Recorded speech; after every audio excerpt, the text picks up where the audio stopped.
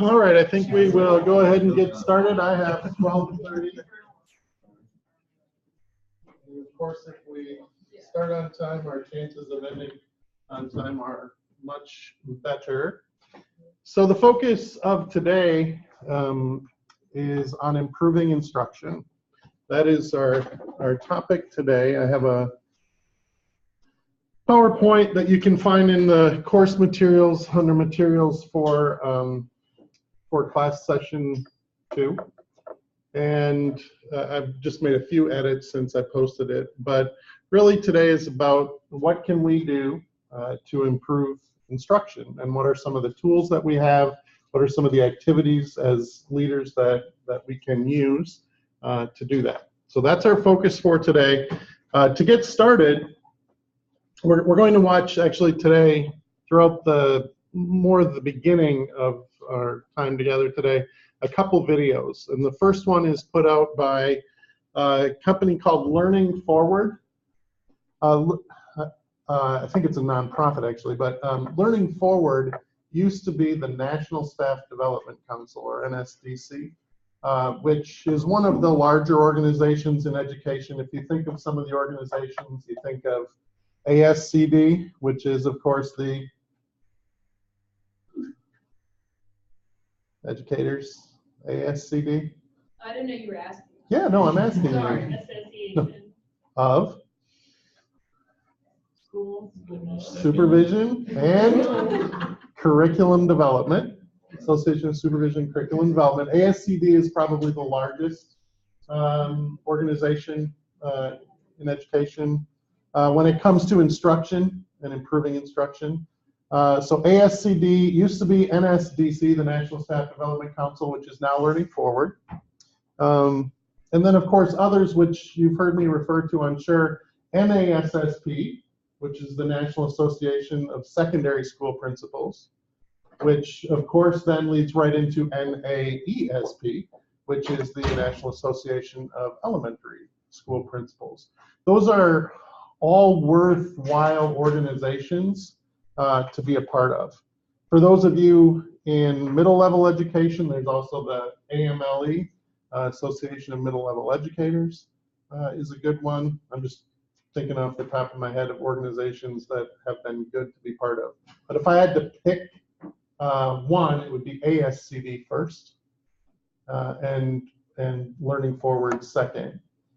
Learning Forward, I contacted them, and they are going to send us just some promo materials as well as some of their journals. This Journal for Staff Development is the big journal that they put out. And so I'm going to get some kind of past issues to hand out to you, and some of their little promo materials too, just so you have that. Because as a future leader in education, understanding the organizations, the publications that you can turn to as well. So today we'll have a couple videos, one from Learning Forward. One, you're going to meet Charlotte Danielson today. Charlotte Danielson is the person who probably in the world is most renowned for her framework in supervising and evaluating and improving instruction. Charlotte Danielson, I've probably got 6 or 7 books on my shelf next door, but nearly all models, and I say nearly, not all, but nearly all models for supervising educators come from, in some derivative, Charlotte Danielson's work. Most states, Tennessee included, were given an option under the Race to the Top funds to either to have the state develop a model to follow and be able to score and rank educators, for example, or districts could develop their own models as long as they were approved using the same approval system. So where I'm from, Wisconsin, the state, the it's called DPI, Department of Public Instruction, had one tool that they used to observe and evaluate their teachers, but one CESA, which is a Cooperative Educational Service Agency, which is conglomerates that serve different districts, they developed their own model from Jim Strong's work, and they had their model. So there's two models in the state of Wisconsin. Welcome to Tennessee. In Tennessee, we have the TEAM model, which is used throughout nearly all districts in the state of Tennessee, except a couple. And what's one of them that doesn't use the TEAM model? Hamilton County, yeah, uses Project Coach. So it's the same situation though. The state said, okay, here's the model for everyone, primarily based on the work of Charlotte Danielson.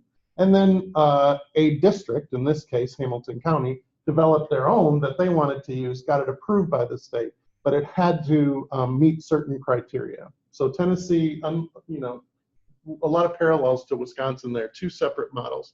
Today we'll talk about the components of the Charlotte Danielson model, and I use that model, and here's why. Like I said, nearly every model in the country for sure is based on her work or a derivative thereof. And regardless of which model you use, you can't argue with the soundness of Charlotte Danielson's work. She will lay out in her domains, here's what good teaching looks like. And it's pretty hard to argue, no, it doesn't. And if we have time, we'll talk about the parallels between Project Coach and because Project Coach has, I think, 6 domains. Correct me if I'm wrong, 6 domains. Danielson has 4, but I'm sure we could do a crosswalk today if we wanted to find so many parallels. You'll be prepared, many of you will leave the program licensed as a principal, not all, but many. And you don't know where you'll end up. So you need to be prepared to use really any model. I figure if we use Charlotte Danielson, straight up Charlotte Danielson, you got a solid background. You could go into TEAM or Coach and you know what good instruction looks like. So that's why I use Charlotte Danielson. That plus the rest of the world, I mean, really, she's the biggie. If you ask for one guru when it comes to this, Charlotte Danielson will be the one name that you hear. So I said we'd have a couple videos today, not too long, but you'll get introduced to Charlotte Danielson as well. I'm going to talk quite a bit about the Module 2 assignment, the supervision cycle that you'll be completing. It's the second really big project for this class. We'll talk about professional development today as well. And if we have time, I had built in a little time for group work. However, I see that groups have already been working. When I got here, there was one group, and I think this was a group working here on your group project too, wasn't it? Yeah, okay. You know what I realized on the way up, a little sidebar? We have John Lennon. I just, like, I was driving up and I was going through the, you know, people in the class, and I'm like, John Lennon, and I'm like, John Lennon, that's so, okay. It's just completely on the side there. So let's start. I guess there is no one online right now, so we can not have to focus on how we can get people to this little prod. To start, I want to just kind of frame our ideas, your ideas, and get us thinking for the day. This is one activity from a project that's put out by Learning Forward, and it's called the Principal Story. Principal Story is a 5-unit online learning module, all sorts of different topics, one of which is improving instruction through evaluation and supervision. We aren't going to do all of this group activity because Unit 4 takes 4.5 hours to get through, it says, if you go through the learning guide, and we don't want to take 4.5 hours on just this today. But I thought this first activity might be good just to get us talking about instruction first before we dive into it. So the directions here, we're just going to do the bottom half of this in 10 minutes. Independently think about the following list of critical strategies to increase student achievement. place a check mark in the boxes next to 3 statements that you think describe the most pressing needs of schools today, and be prepared to share your responses with others. So it looks like we've kind of got 3 groups going already here. So I'd like you to do is take about 3 or 4 minutes on your own, go through this list, and you select your top 3. And then as a group, I would like to see if you could come to consensus on 3. And then as a class, let's see what we all think about it. And we'll take 10 minutes total. Any questions? Do we need to rate them or just pick them? Well, just pick them. Okay. Yeah. When we get together as a group, we might try and rank them. Yeah, but just your top 3 right now. Ready, go.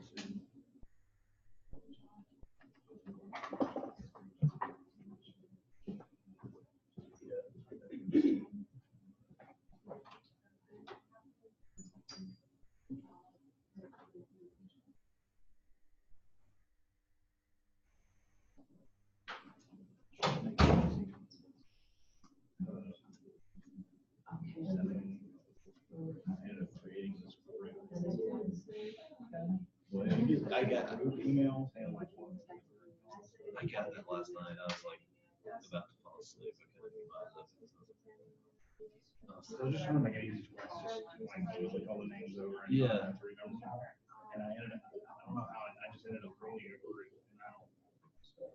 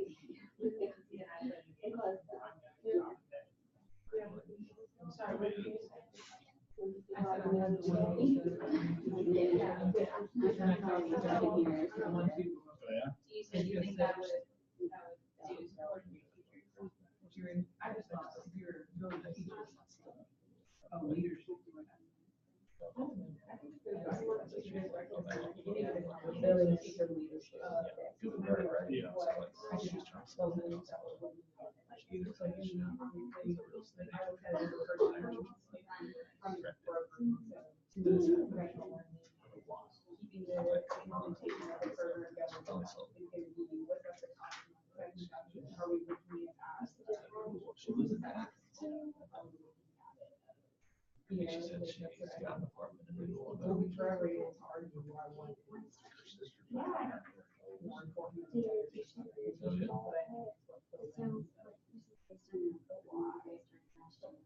If you're having to take one of those, if you're supporting teachers, This is going to tell me, she was saying, oh, teacher members.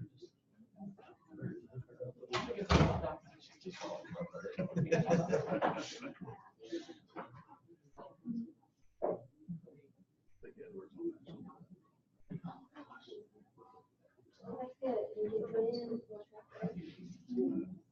I know. But I still think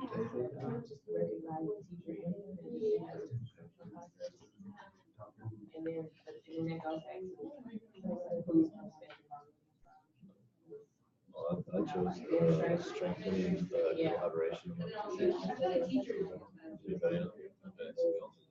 then effectively supporting new and struggling teachers. And then that's after those two, it was hard for me to find another one. But engaging in ongoing job embedded professional development. Yeah, I think. But I think we all chose something different. Yeah, that one. I was that one.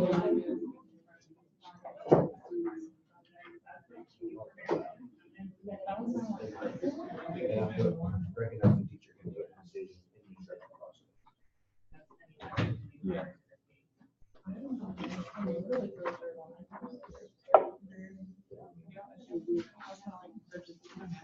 First two, those two are different.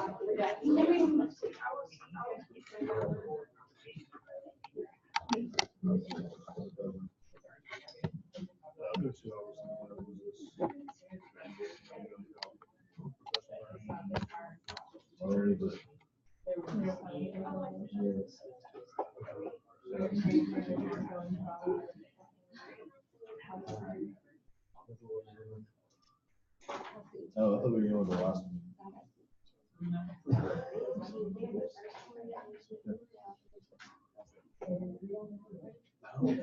But like, what's the difference between job and career? Yes. Is that really going in with everybody? I think it's the best place to.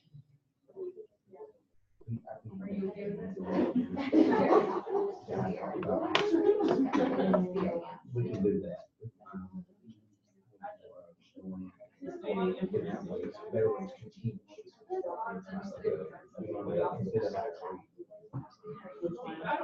What happened? They figured that down.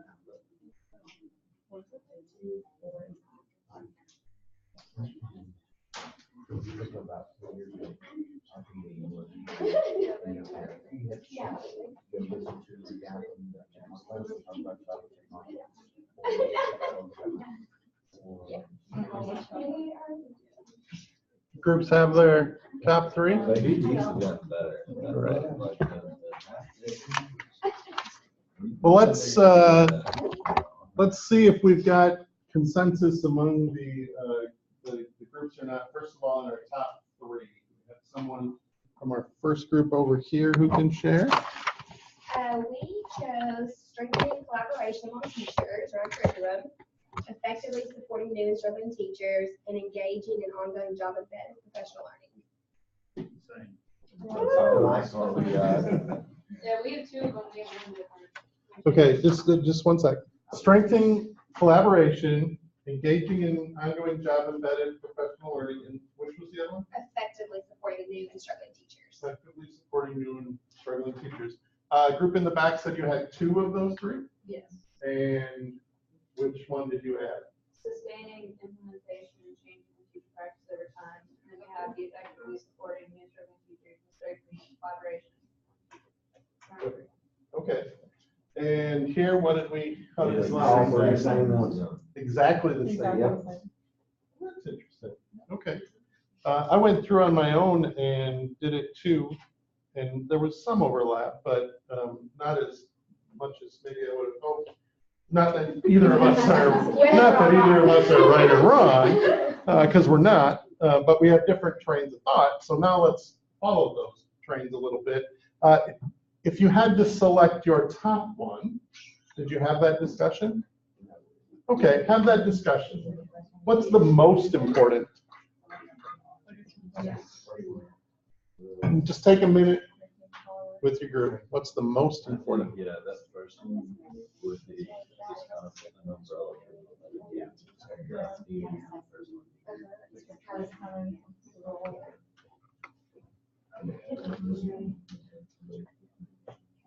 And we'll reverse our order. What's number one? Strengthening cooperation among teachers and curriculum. The second one, Yeah. strengthening collaboration. What's number one? And what's number one? That's awesome. Okay. So you guys are united in your front today. That's awesome. Yeah. I mean, not, just right now. Yeah. Now, what's interesting is of the ones that I selected, that was not one of them. Right. So now let's have our discussion about, because none of us are right or wrong. I mean, if we had to choose who was more right, we'd go with me. But no, of course, I'm kidding. The numbers definitely bear something else out differently. What I thought I would see that I didn't see as much of is effectively supporting new and struggling teachers. I thought that might be something that we focused on. Anna? Okay. Did we have discussion? Okay. Right, but it wasn't number one. I think We that's talked the about second one. why that would go, and because we were talking about collaboration among teachers with all these areas, and if that could be part of why teachers struggling because they don't have that collaboration. Okay. They're not sure what assessment looks like, but if they're collaborating, then that would help that. Sure. Yeah. And I would totally buy that. I think the key might be, it's very important that we support our new teachers and our struggling teachers. There's no question about it. And as a future teacher leader, much of your time is spent there. Olivia's a coach. Is anyone else a coach, instructional coach in the room? Instructional coach. Okay. So I'm sure much of what you do, is probably supporting struggling teachers. Well, I run a program more than Okay. instructional, so, but if I was a focused instructional coach, yes, that's just not where my position falls. Okay.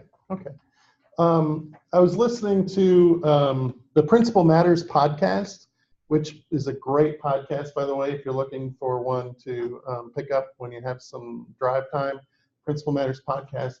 And they were talking about the importance of supporting struggling teachers, but how it's very important also that we don't just focus on our struggling teachers and we lose our strong teachers or our backbones.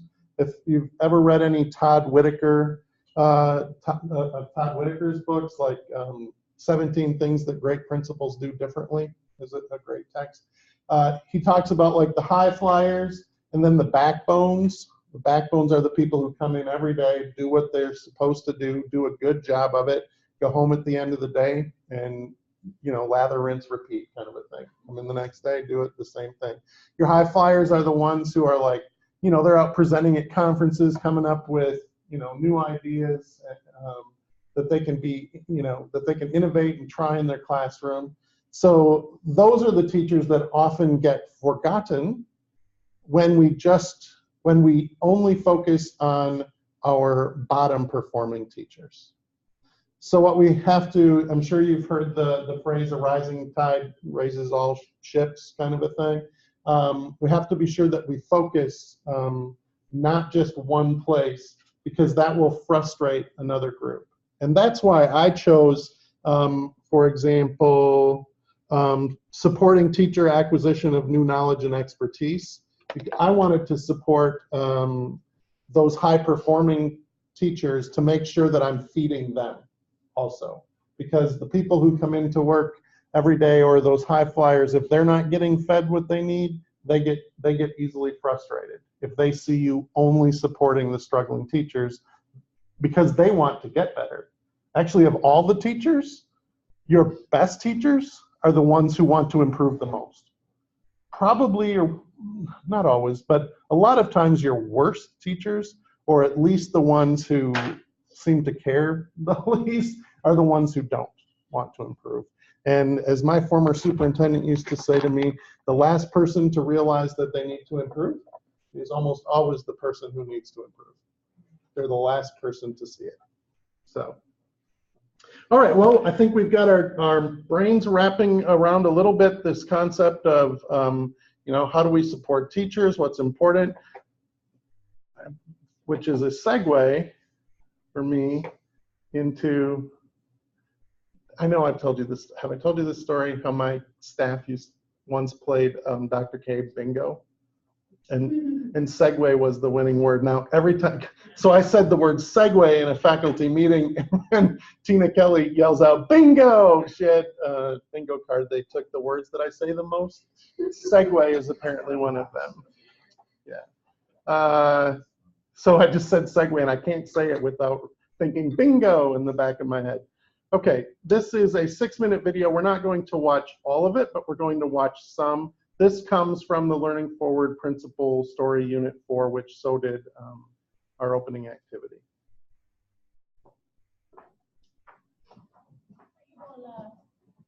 We're supposed to be instructional leaders. That's the new term. Leaders who focus on instruction, who focus on good teaching. You have to be in the classrooms to see the teachers. You have to talk to the students and be in the room to make sure they're doing what they're supposed to be doing. Okay?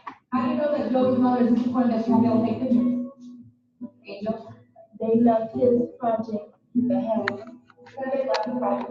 That's the evidence. Every conclusion has to have work. Mrs. Steinhardt is one of the strongest teachers that I have. She is a teacher who really sets her goals up well, explains to her students what's supposed to happen, and make sure that they're getting what they're supposed to get. How do you know? You mean, for example? That's a great classroom. She's just absolutely one of my best all day long.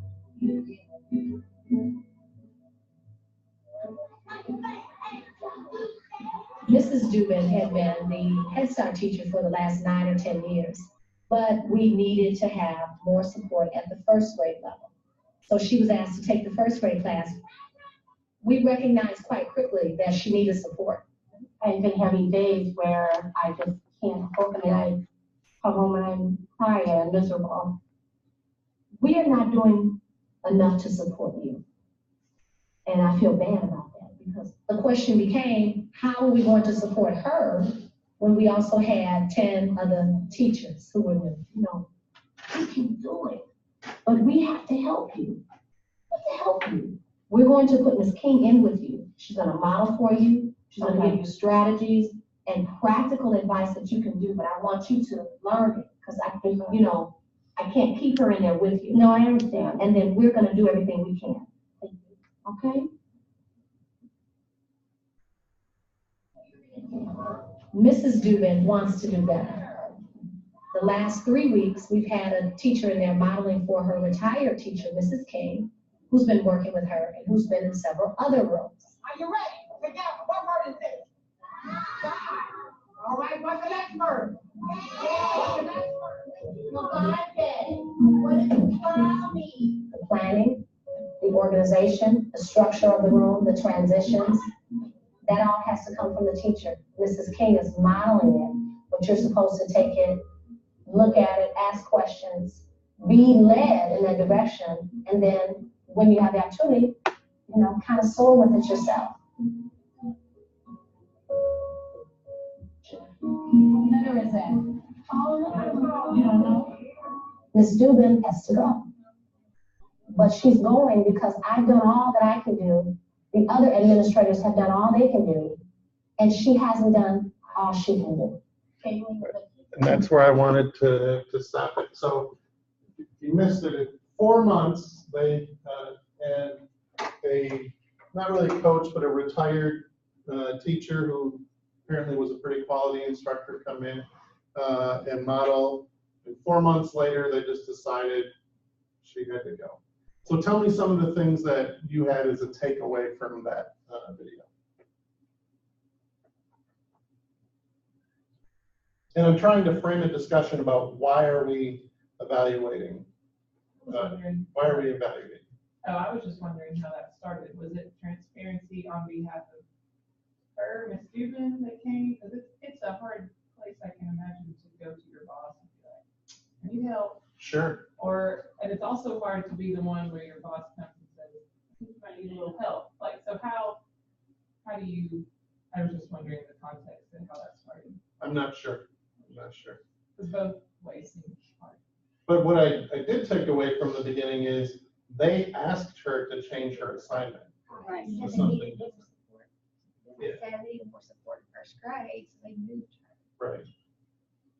And she had been successful in her other She positions. apparently had been. You wouldn't ask her to move if she wasn't. Right. What? That Head Start program, is that pre-K? Head Start is like pre-K. It's like 3-year-olds, I And not an think. instructional, Yeah, then that's not an at the same time. Right. Because there is, you call it pre-K here? Mhm. Yeah, in Wisconsin, it's 4K. But 4-year-old kindergarten. And then Head Start is, before that. I think, but they do focus on reading, I think, too, don't They do. they? Head Start, I'm not a Head Start person, but Yeah, someone, okay. But the same, they don't have the same, I guess, pressures instructionally. Sure. Right. That they would have in first grade classes. Take daycare and kindergarten maybe and mash them Yeah. together, and that's kind of Yeah. maybe what Head Start is, yeah. Okay, so why, the question for the day, why evaluate teaching? Why do we do observations? We're going to be talking a lot today about evaluating teachers, observing classrooms, gathering data. Why do we do that? What are some reasons why we do that? We need to know that our students are being instructed, that they're getting some sound instruction, not just being instructed, but it's sound instruction. Need to There's make some sure our kids accountability. are getting, Yeah, it's about the students, it's about students learning and what they're learning and how they're learning it, and are they achieving something. okay, so focusing on student achievement. Accountability and equity for those same students. Mhm. Okay, accountability and equity for students.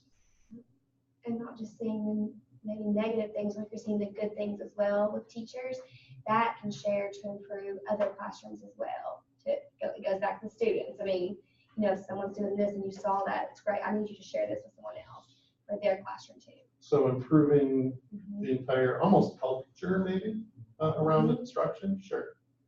I was gonna say too, it helps you, without just coming out and asking, you can kind of get a feel for what teachers need. You know, Right. It's hard to do that when you only come once a semester. Right, Which is what the evaluation I think the schools have. twice a year. And right, which is surprising to me that model still exists. For, those of you maybe a little more seasoned, that's my code for older. When I came through teaching, it was frankly one observation a year is what I got, whether I wanted it or not. And frankly, sometimes that didn't even happen. And like towards the end of the year, I would get oh man, we got to do this. I'm going to come in your class today, and then I need you to sign this kind of a thing. Or type up your own. Yeah, that's spectacular. I want you to do your own observation. And frankly, when I started as a principal, this was 1990, back then there wasn't even a framework. The district had like a form, and it was a different form than one that was there before. So it was just a form, fill it out, and then have the teacher sign it. So you kind of went through.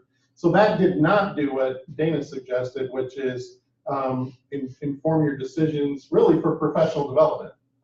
What do our teachers need to improve, right? What's another reason maybe that came out of this video? I mean, she just said it. Ms. Dubin has to go. That was really, how easy is it to like let a teacher go there? Because in Hamilton County, it takes an act of Congress. Does it? Yes. Okay, okay.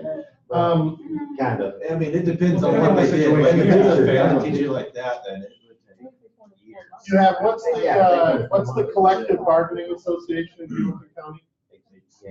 HCEA, Hamilton County Education We Association. don't have a year, we're all year employees. As far as for a principal to not renew a contract, they have to have been on a it for a year, Sure. like, it's still, there is the amount of documentation. You have to have cause to do it. Yeah, Sure. they can't just say you're unaffected. Okay. I mean, ozone might be a little bit different. I've enjoyed hearing. Yeah. Count the. But you can't, I mean, you can't deny that it's not, we can't move teachers and employees, I mean, 4 months. moving them within the system, really easy. You think Okay. offering them. Passing the lemon? Yes. Yes, you can Really, pass the lemon so really. simply. But I said lemon, not lemon. no longer offering them I a answered job and both. saying that you just have to apply somewhere else, I would say is way more difficult. Okay. But what you're talking about, and I think maybe what I'm hearing from the gallery is, we're talking about getting rid or terminating teachers based on their instruction and ineffectiveness, if you're ineffective with kids. And there's a difference between ineffective and, But we don't have tenure anymore. right, So that makes a big difference. Yeah, but I'd say the situations I'm struggling with, none of them are here. okay. Well, what I was getting at is when you talk about for cause, and I'm sure that you have in your contract or agreement or handbook or somewhere, there are some things that, frankly, if anyone does and Right, comes to right, work, you'll be terminated. Yeah. So, you And know, the contracts clearly say that the superintendent has Right. the power to fire you, sure. but Right. he doesn't do that Right. like overnight. And frankly, and I've seen this, and you probably have too in the papers, that happens sometimes. Yeah. I'll come in and I'll let a teacher go for whatever reason, and then you'll next see a lawsuit coming back at the district or superintendent or whoever, because they either didn't follow a set of procedures or they didn't have just cause to do that, to terminate employment. Because we all have a right, it's one of our rights as humans in this country anyway, to employment, gainful employment. It's one of the rights that we have. But that's another good reason for observations. If you do have a teacher, like this woman, who you feel she probably does not need to come back next year, then, you know, getting those observations, getting the paperwork and documentation, Thank you. that's really important. Well, And I heard performance improvement plan too. Right. And Lena mentioned, you know, it's really hard to get rid of teachers. I started in 1990 as a principal, and I had a teacher, his name was Mr. Harm, which is kind of ironic. And Mr. Harm was really old school. He was probably 10 years-ish, 15 years older than me-ish. I'm 52, so he's, you know, probably mid-60s now. Super old school, almost urban legendy, only not urban. This was in Bloomer, Wisconsin, you know, a district of 1,100, community of about 3,500. And he did this project called the Animal Report. We did this big collaborative unit called Frozen Worlds. It was a cross-curricular unit where every content area focused on an aspect. Remember, I'm from Wisconsin, it was 50 below there this week, on frozen worlds. And one of them was animals from, you know, Antarctica, et cetera, et cetera. Mr. Harm used to teach this thing called the Animal Report, where kids had to turn in a research paper on a certain animal.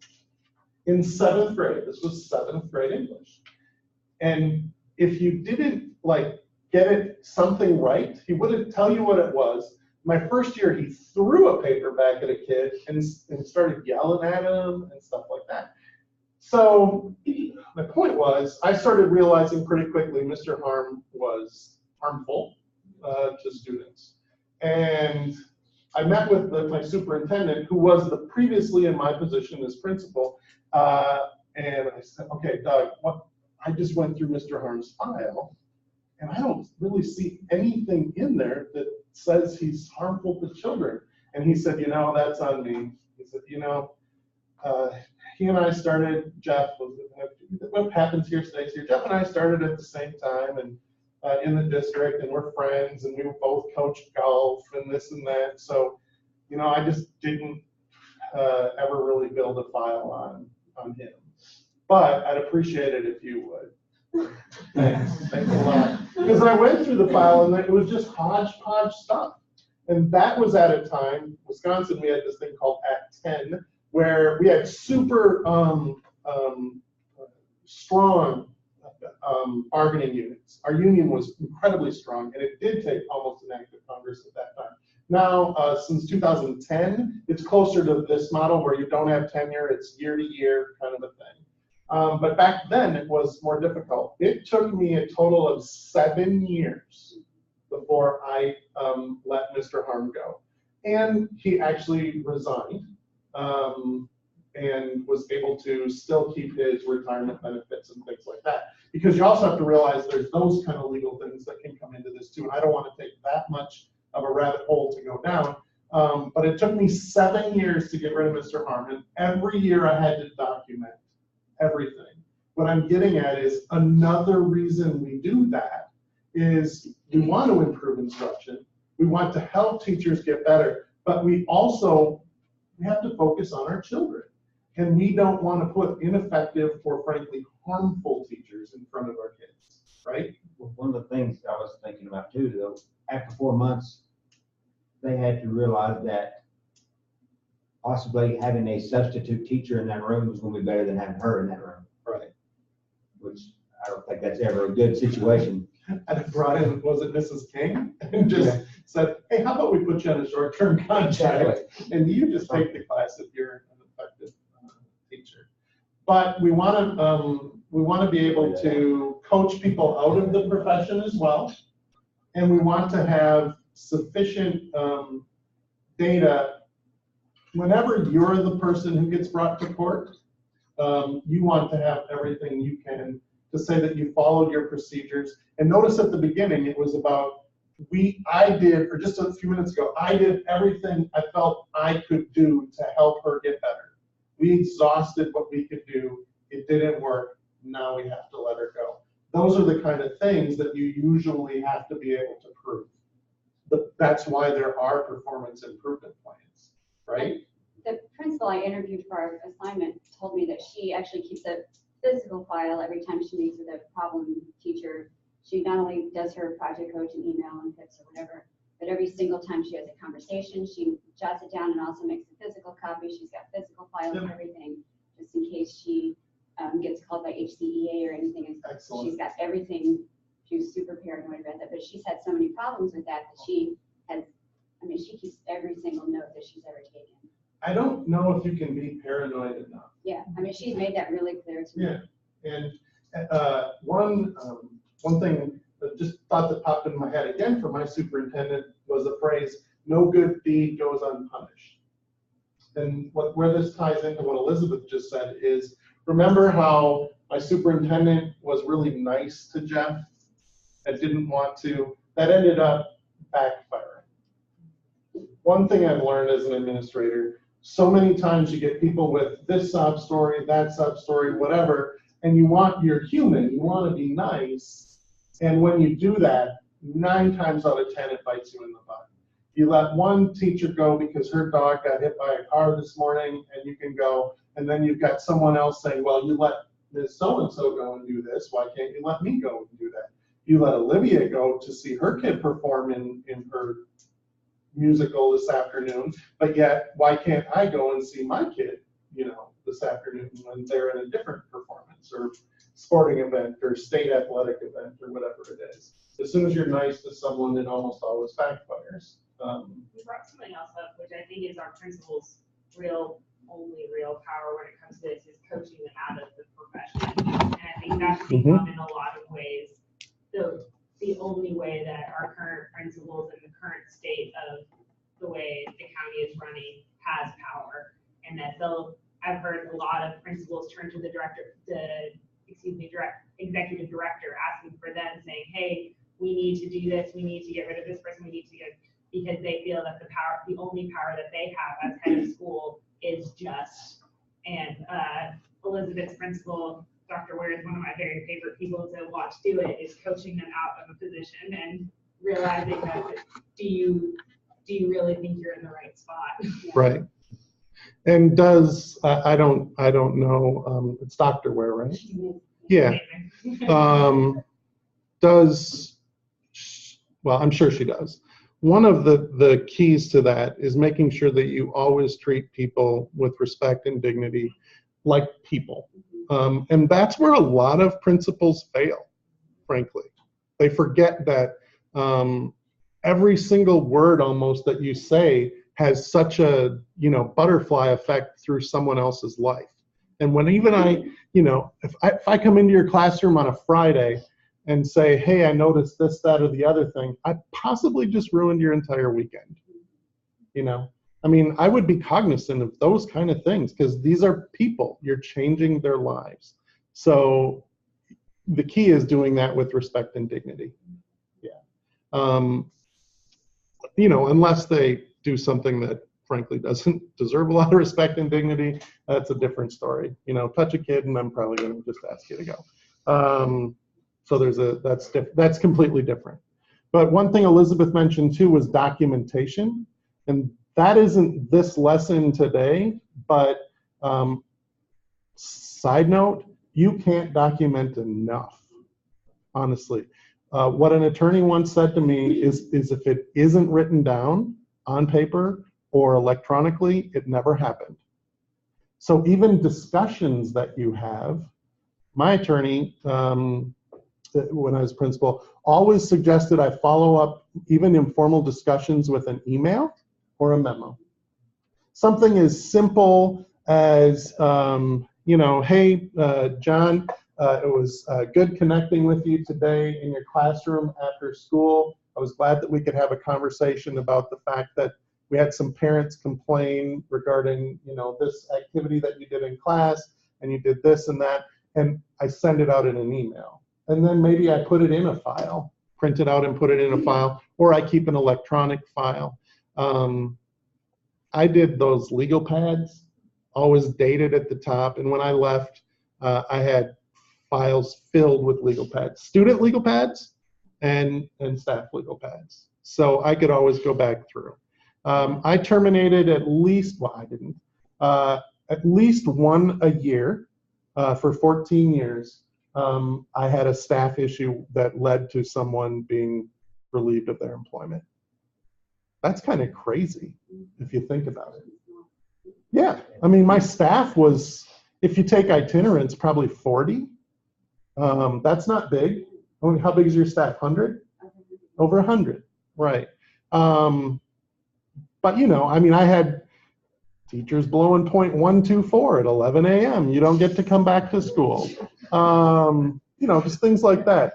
Counselors taking children on a cruise and with his girlfriend, and the girlfriend has a kid in school, and he left work early on a Friday to get to a cruise, to drive to Orlando or wherever to get to the cruise, and then denied that he left work. He said he went home sick and asked the kid to lie about it. So when I interviewed, Living in Wisconsin, come on. right? Right. I mean, and here's the thing. If you came to me and said, hey, to get to our cruise over spring break, we're going to have to leave at 1 today. Is there any way I could come in early these couple days or whatever? That's one of those things that would probably bite me in the butt later, almost surely. But those are the kind of things that I also want to acknowledge people's hard work. And I probably would have said, yeah.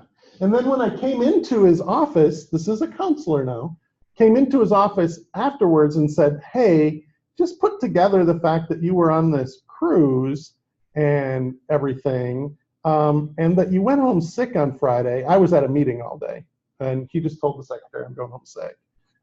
As I do the math, I realize you probably weren't sick, and this would be your opportunity for us to have that conversation about that. He said, oh no, I would never do that.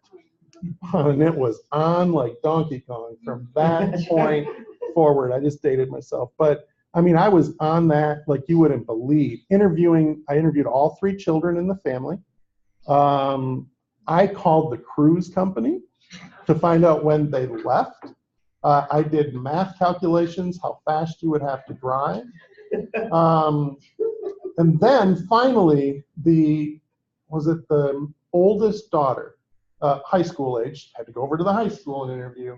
On her second interview, I used the, write this down, read 9 steps to interrogation, REID. I'm not joking at all. Write it down. If you're going to be a principal, especially, REID, read 9 steps to interrogating. They work almost flawlessly. Truly, they do. So I'm interrogating this. Interrogation is just, it's different than investigation. Investigation means I'm trying to figure out what happened. Interrogation means I'm pretty sure what happened. Now I'm trying to get you to admit to it. It's not like not like I'm an international spy and you know Jason Bourne kind of thing. I'm just once I injected that truth serum into her. I'm kidding. That was it. Whatever that's called, the sodium pentothal. Once I injected that into the girl, she was fine. No. But I walked through those 9 steps, and one of the last steps is you make it sound like something that a rational person could do. You know, so isn't it true then that, you know, like something like this, because Mr. So-and-so, you know, had a really tough couple weeks. I know that we had sent 15 kids to talk to him about this issue, that issue, and that issue, and he had this vacation planned for a really long time. And I know that he loves your mom and he wanted to spend time with you. I mean, I love my kids too, and I can't wait till we're going to Disney World, and I've never been on a cruise and I can't wait to do it. I have to say, I would not want to miss that opportunity just because I didn't leave work a couple hours early. And so I can totally see why that had to happen. That's what happened, isn't it? Bawling, tears. Yes, that's what happening. That's what happened. And then I had him. So those are, I mean, I totally down another rabbit hole. But first suspended, and then he was let go. I put him on a tee, is what I called it. Teed him up. Once you tee someone up, the only thing you have left to do at that point is tee off. I had him teed up. I suspended him 5 days without pay, but never on a Monday or Friday. It was a Tuesday 1 week, Wednesday the next, Thursday the next, Tuesday the next, Wednesday the next, 5 weeks in a row. I rationalized it partly because it was a counselor and I didn't want to go 5 days without my counselor, but most importantly, I didn't want to reward him with a 5-day vacation.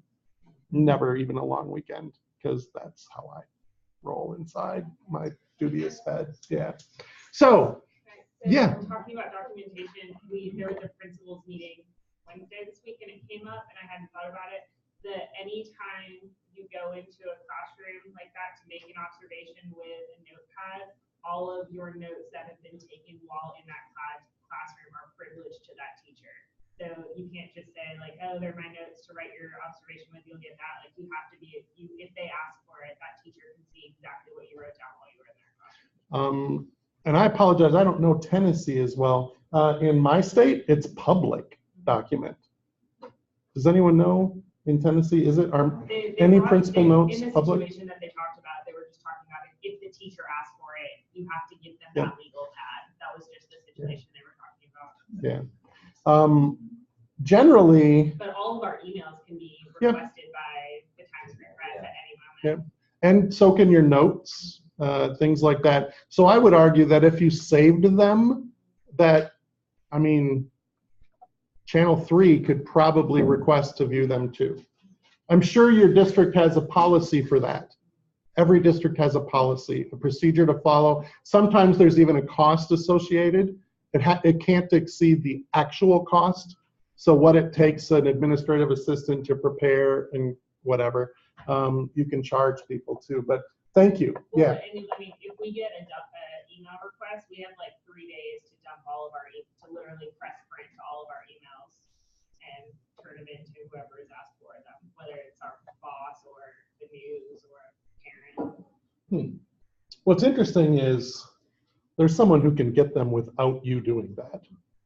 I mean, yeah, every keystroke, by now I'd be shocked if in Hamilton County, because that's where you are, if every keystroke you did couldn't be logged, because it can be.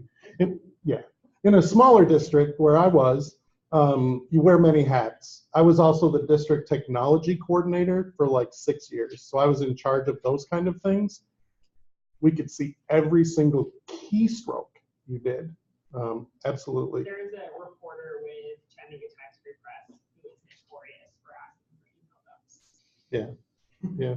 Well, that's a drag, of course, but let's try and we'll come back. This is all valid, though. The discussion is totally valid because we're preparing you to be leaders in education, and you need to know, things like documentation, keeping track of everything you do. One big takeaway just needs to be follow your district policy, always. Your district has a policy for everything, I promise. There's almost nothing you can figure out that you couldn't find a policy for. Why? Because they've paid attorneys to do that for years and years and years and years, since the mid-1800s. They've been doing that, so. All right, now, go back to, okay, so we observe and evaluate teachers to ensure teacher quality, which has to do then with our kids. For evaluations and reporting, I didn't hear anyone say we have to report on teachers. Now we submit reports, right? You all get a ranking. Generally it's 1 to 5, but in your county it's 1 to 4, right? Or is it the opposite? You're 1 to 5 and the rest of the world? It depends. We're 1 to 5, but Okay. there are some situations that a teacher can't earn more than Okay, okay. For professional growth and learning, we heard back here to engage teachers in conversations and for us to make decisions about employment and even compensation. In a lot of states, compensation is tied to your performance and your evaluations. Is it here? Yes, it can be. Okay. So is there a model where So it's like, you move on a scale in part due to your ratings? Is that true? no, it's a percentage. 50% is based on our T-Val scores. That's Project Coach. Yes, but then it goes into your achievement rank, your, the rest of it. But he's talking about our pay. though. Your pay, compensation. Salary. Okay. But you know, Okay. bonuses, compensated according to that. It depends on where you work. Okay. Maybe a charter school. Well, so interestingly, I was just talking about, we have a Saturday Success Academy. I just came from this morning. So we only hired teachers for $40 an hour who had 4s or 5s on their T-Box. So they had to have been, they had to have high quality observations as well as test scores in order to earn that $40 an hour. Otherwise, we could hire them for $25 an hour. So that's just a small example of compensation. We also will hire teachers in the opportunity zone for an extra $10,000 bonus or $4,000 or $5,000 bonus. But, so certain schools, they can get compensation, but not every school. Right. And that's sometimes to get high-performing teachers to Exactly. schools that's difficult. And some of that's test scores and some of that's tied to observation. It just depends on that kind of equation. Okay. In some states, your compensation is a great deal calculated in part by your ratings as a teacher. So, if you have 3s or 4s or whatever, you can earn this much, but if you don't, you can't. You can only earn this much. Things like that. Texas is one of those. They have the Texas assessment system or something like that, where it's directly tied to that. And as a really good teacher, I mean, you can make 80 grand teaching in Texas if you're a really powerful teacher. Other districts do things like bonuses. We would do also a bonus for if you got your national board certification. That was a bump, $4,000 a year. Okay, that's a huge bump. Master's degree, do you get a bump for that? Some for specialists, some not. For each level, it's right now, it's the simple level of education, years of experience. It is. So just a grid.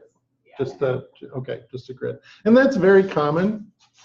We could talk about this all day. And admin, so AP is like 15% increase, principal, depending on what level of elementary, middle, high, is like 30, 35, 40%, like it's things like that. Gotcha. Okay. Are your most effective teachers the one who have been there the longest? No. Not necessarily. Not necessarily. Yeah. Back in 1990, you tired of the back in the day stories yet? We had pay stubs. You know what I mean? Like you didn't get it electronically. We had to put your stub in your mailbox. One Friday afternoon, my secretary was sick or something, so I had to put the pay stubs in. And I'm that guy who, curious, right? You know, not getting all the, no, it's public record what people get paid.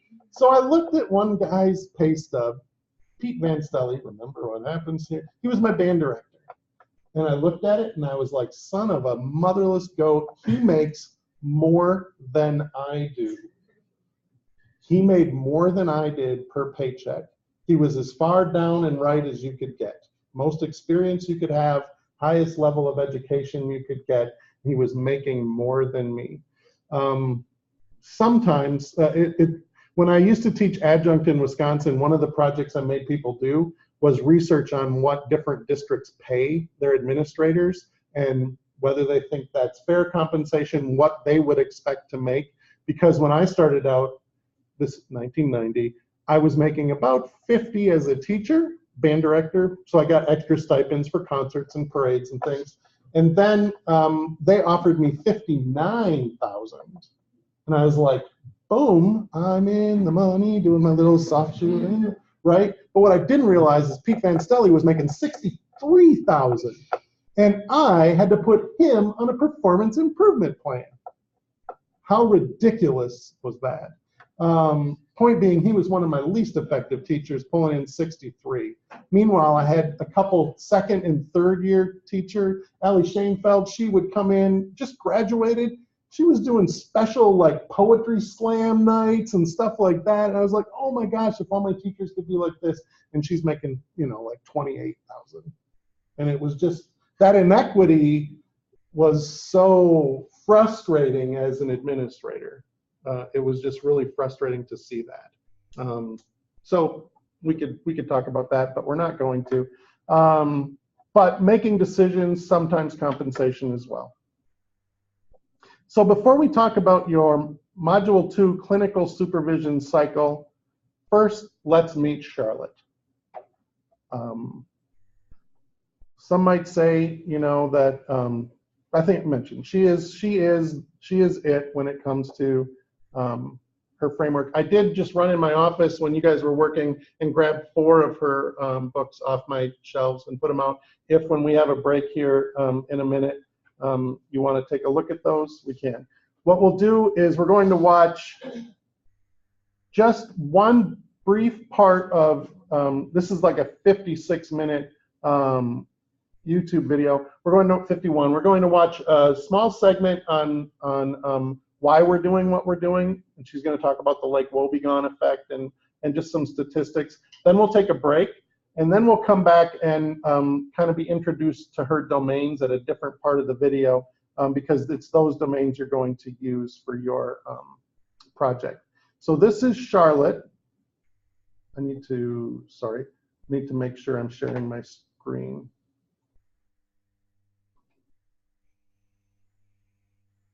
Because it's recording for people who can't be here and they have to do a report on it. So here we are, let's talk about, so let's back up here and ask, why do we have to assess teacher effectiveness? And you might say, well, we got laws that say we have to. Fine. Then why are there laws? Well, in my view, there are 2 fundamental purposes. The first has to do with quality assurance. We are public institutions. We take public money.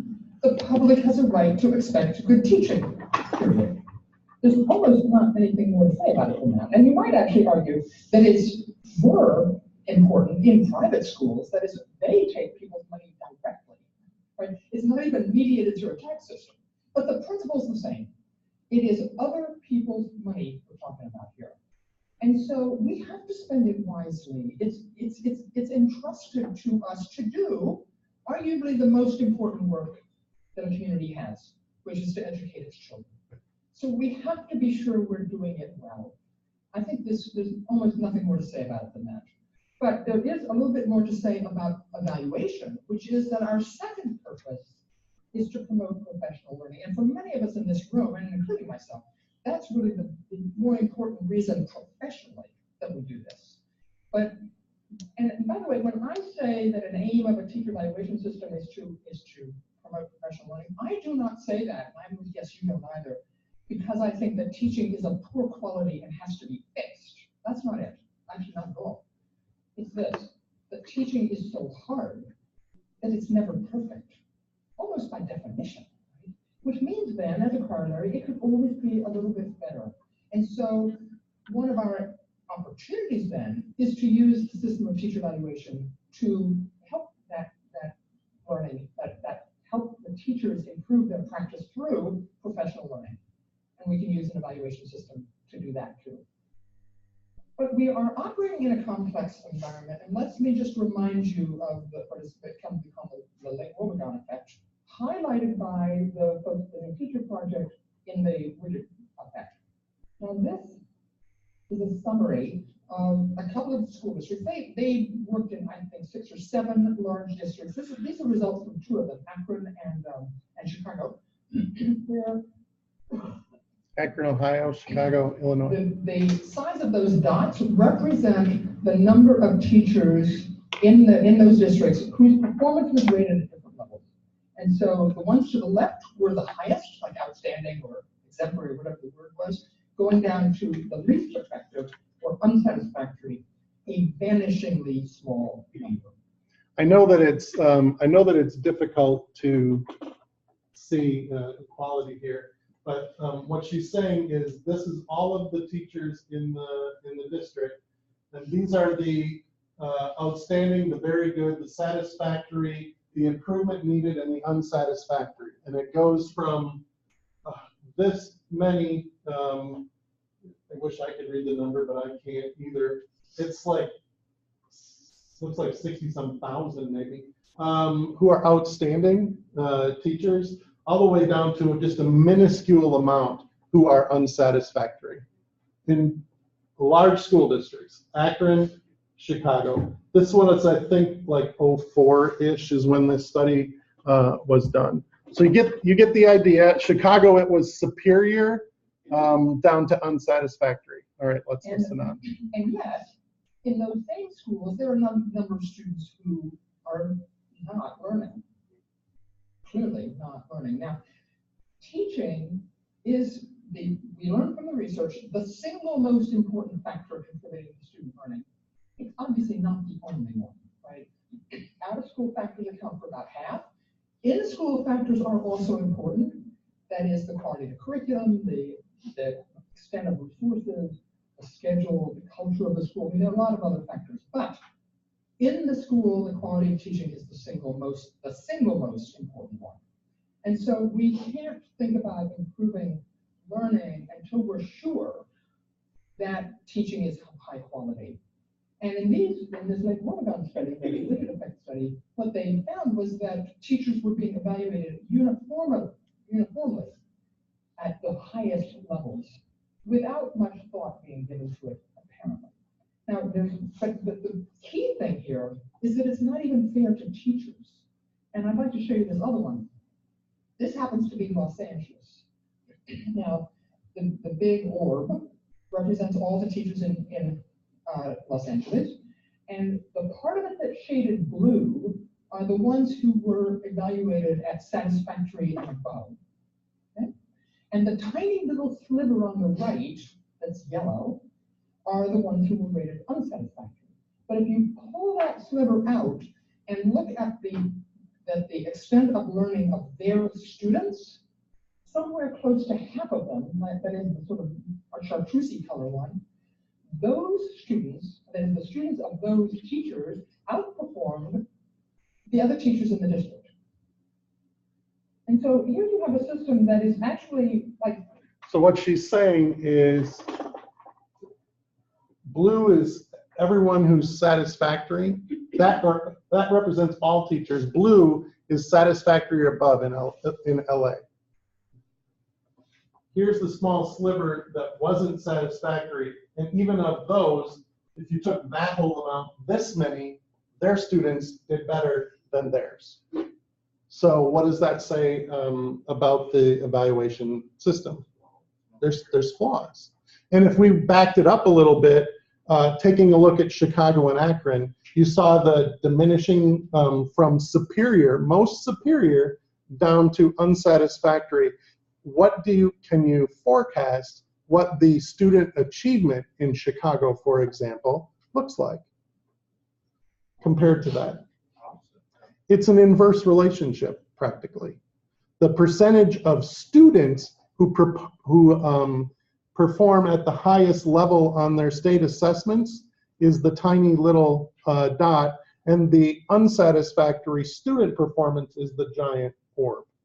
And so there's an exact, and that's where we're going to take a break now, but so there's an exact inverse, there's an exact inverse relationship in this study that showed we have all of these superior teachers. Almost all of our teachers are superior, yet almost all of our students aren't. What does that tell you? There's a problem. There's a flawed system. Can every one of your teachers be, and this is actually a question I'm asking you, can everyone or nearly all of your teachers be excellent, superior, of the highest quality, and your students be complete underperformers? Can that happen? Probably. I mean, I'm trying to think of a situation where it could happen if most of your teachers were just the best teachers, but yet the kids couldn't get out of the bottom, percent, let's say, quintile of their state exams. Well, I think the bigger question is what measure is grading the teacher and what measure is measuring the kids. Most of the time we've got these factors of a pretty classroom and an engaging teacher and a supportive environment, and then we have a very harsh paper pencil ABCD test measuring the kids. And so if just because the environment is pretty and all of these things that are giving the teacher a glowing review, is that really preparing them for the ABCD test? But isn't this supposed to be preparing them for this? Depends on what's on the test each year. Okay. So, but isn't the teacher supposed to know that? I mean, isn't that why we have standards? It is. Right? Yeah. That's why we have standards. Big pictures, but there's still a lot of flaws in our evaluation systems. Clearly there are, which is a perfect segue into what we're going to do right after your break. So it's 1:45. Let's come back together at 5 minutes to, and then we'll continue our discussion.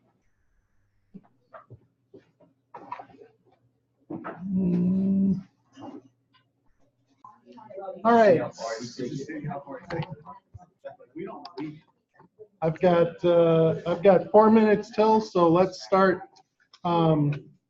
During the break, I had a good discussion with Dana, and we were talking about, maybe a teacher who needed some improvement and in certain areas. One was classroom management, and we talked about, well, what would you say to this person?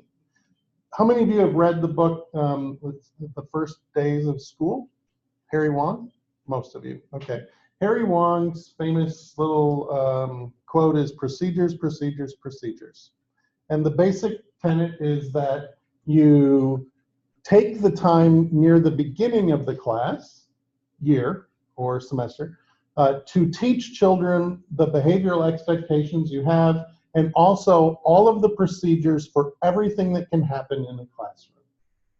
Procedures for what you do if you have to go to the bathroom. What do you do if you have to sharpen a pencil? Who turns on the projector? Who does everything you can imagine that's going to happen? You have a procedure, you teach it, you practice it, whatever it is. And then generally your classroom structure has a set, routine to it. You teach the students that routine, and generally people are comfortable with routine. That was my advice. And then I thought back to what I had told you about the Frozen Worlds project and how the animal report ended up costing Mr. Harm his job. The person I hired to replace Mr. Harm, his name is Derek Koonsman. I mean, my staff hired, I didn't, but I ultimately offered the position. So I hired Derek Koonsman, and Derek took over 7th grade English. Around the time of the animal report, I went down to Derek's room and I said, okay, Derek, I need to talk to you about a project that I know is going to be happening here, and it's been very problematic, and I want to make sure that we don't have that problem. You know, the funny thing was, you know what he told me? We just finished that unit last week. It came, it went, I heard nothing from anybody.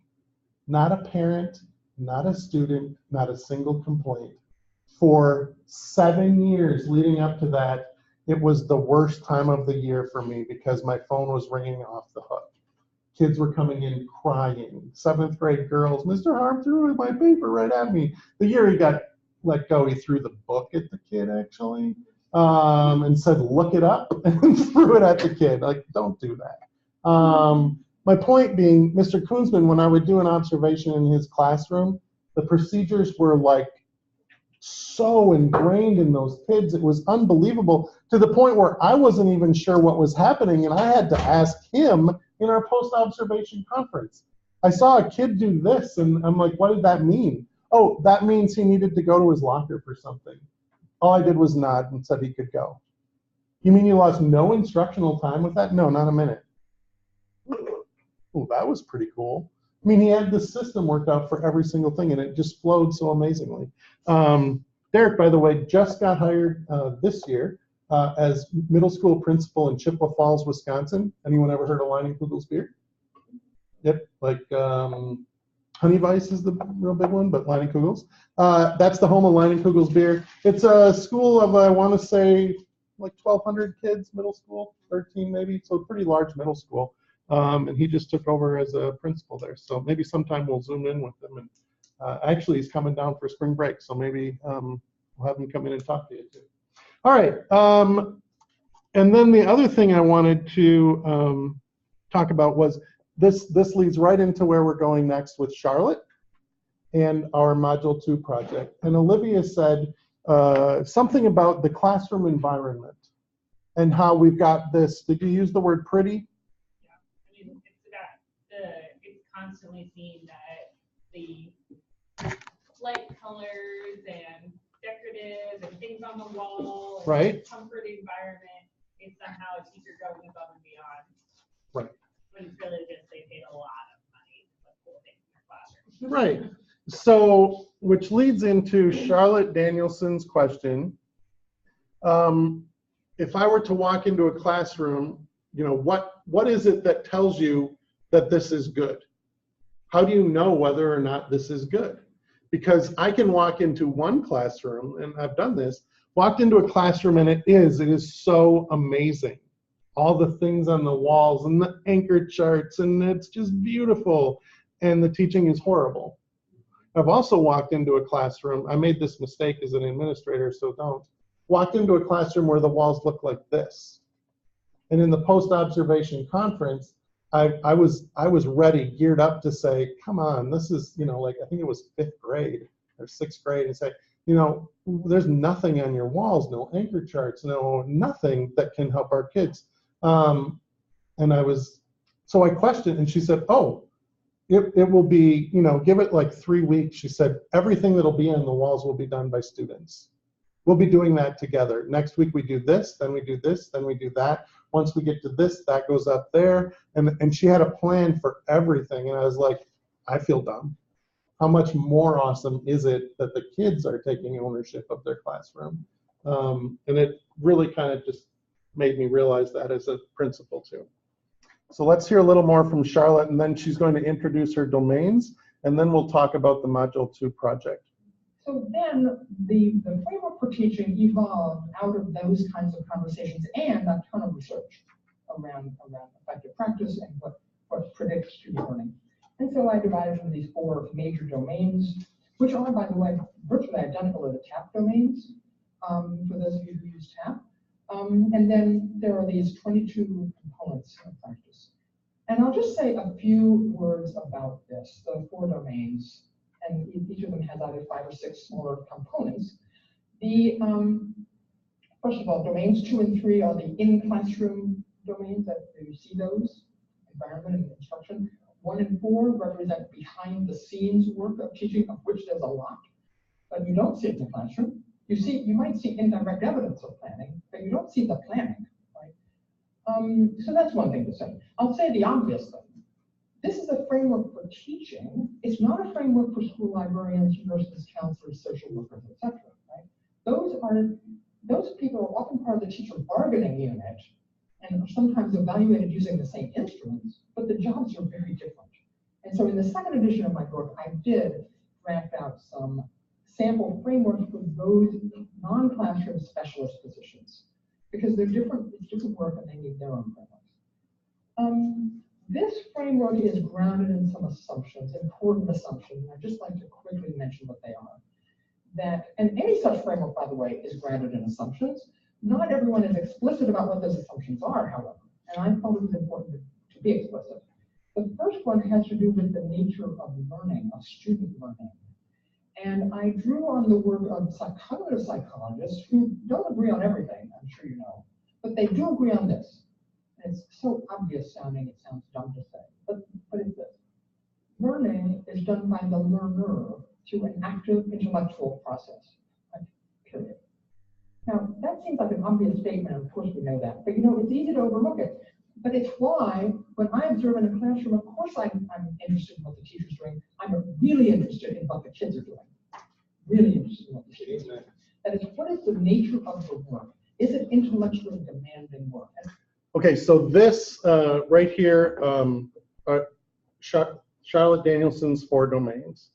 I have, and if we have time today, Project Coach, and their 6 domains, which are planning and preparing for learning.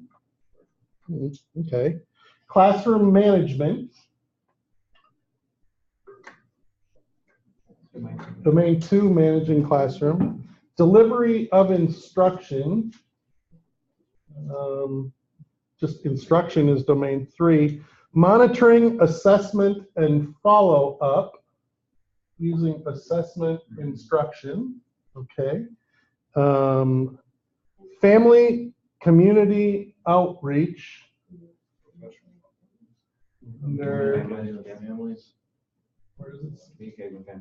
Communicating with families, participating in a professional learning community, and professional responsibilities.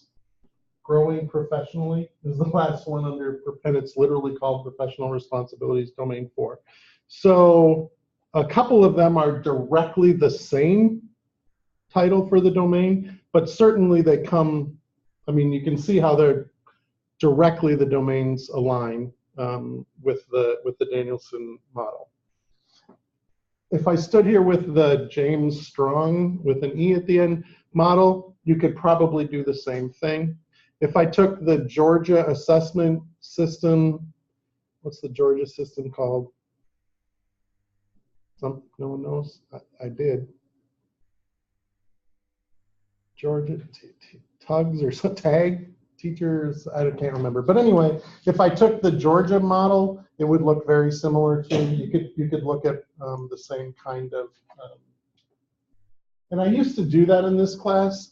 Your presentation topics used to be the different models used to evaluate and used to observe. And I kind of got away from that because what I've discovered is they're all pretty much the same, looking for the same. And generally most are based on the work of Charlotte Danielson, which takes us right to the wrong place here. The clinical supervision model.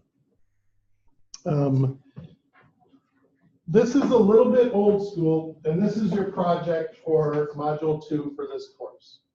And it's a little bit old school in that we are going to go actually through what we call the observation cycle. Okay. Here is the cycle for a full classroom observation. And I'm curious how many of you go through this process and how many don't. Where you have a pre-observation conference. Okay, only for people on a performance improvement plan? That is required, I mean, a principal might do it, but Okay. the ones that are required as far as eval, part of this. It's different where? Knox County is what? So all of the announced observations, you always have the pre-conference. So you have announced and unannounced, and all of the announced you have pre-conference. Yep. Cleveland? Same.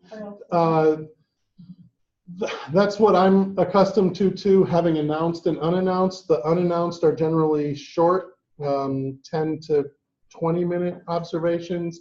The announced, you have a pre-conference and an observation and a post-conference discussion as well.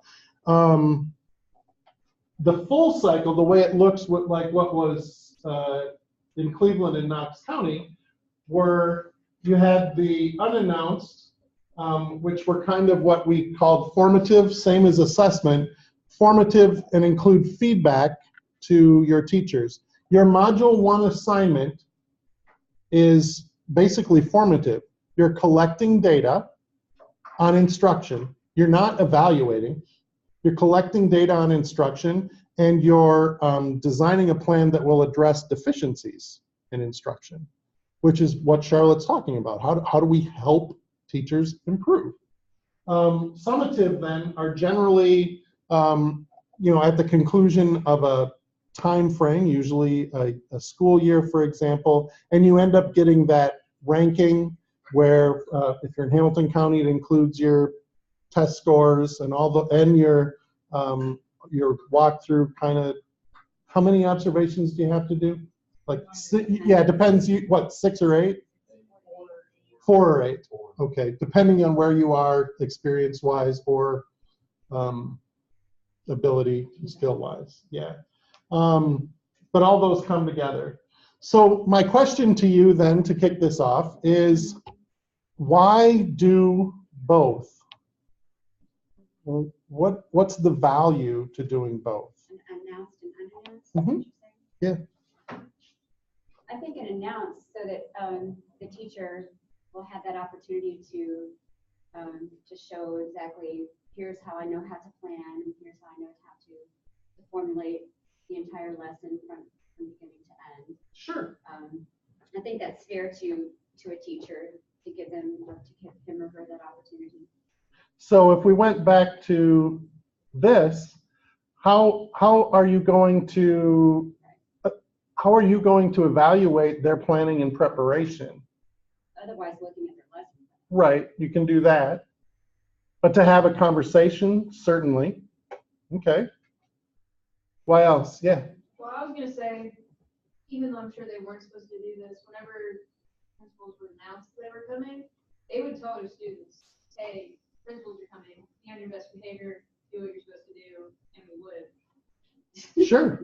Now let me ask you this. And so I feel like if you do unannounced, you actually get more of a real perspective than you do if you do announced. Okay.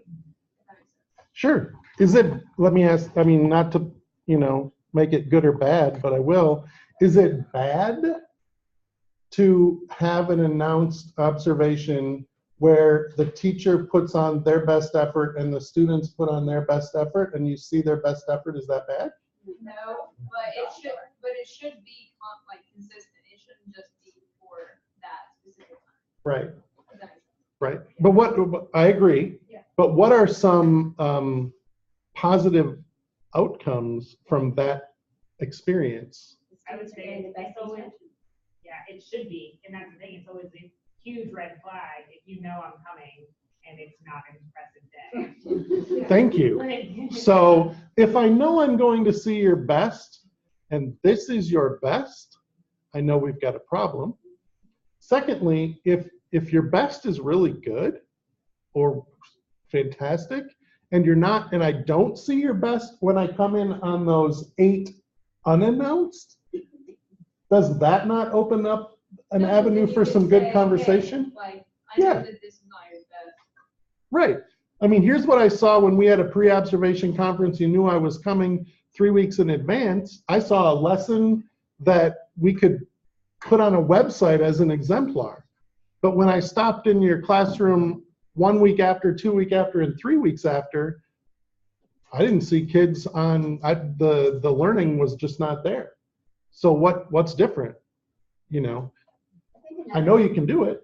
I think another advantage too of having that pre-observation conference for an announced is you can see where a teacher is having difficulties in the planning process. That's really helpful, especially for those struggling teachers. To help maybe, wow, it's really the assessments where you're having problems, or it's what's the the structure of the classroom, or it's those segments that you need to, or transitions, or so really trying to help that teacher ahead of time for the lesson. Thank you. Yeah. Focusing on improving a lesson before it even happens. Yeah. You don't want a teacher to fail. No. For the lesson. It's not a setup. Right. And transitions, frankly, that's a place where a lot of people drop the ball.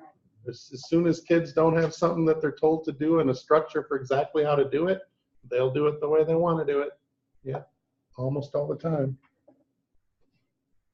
Okay. I did my video introduction. We talked about benefits. What are some problems inherent with the cycle?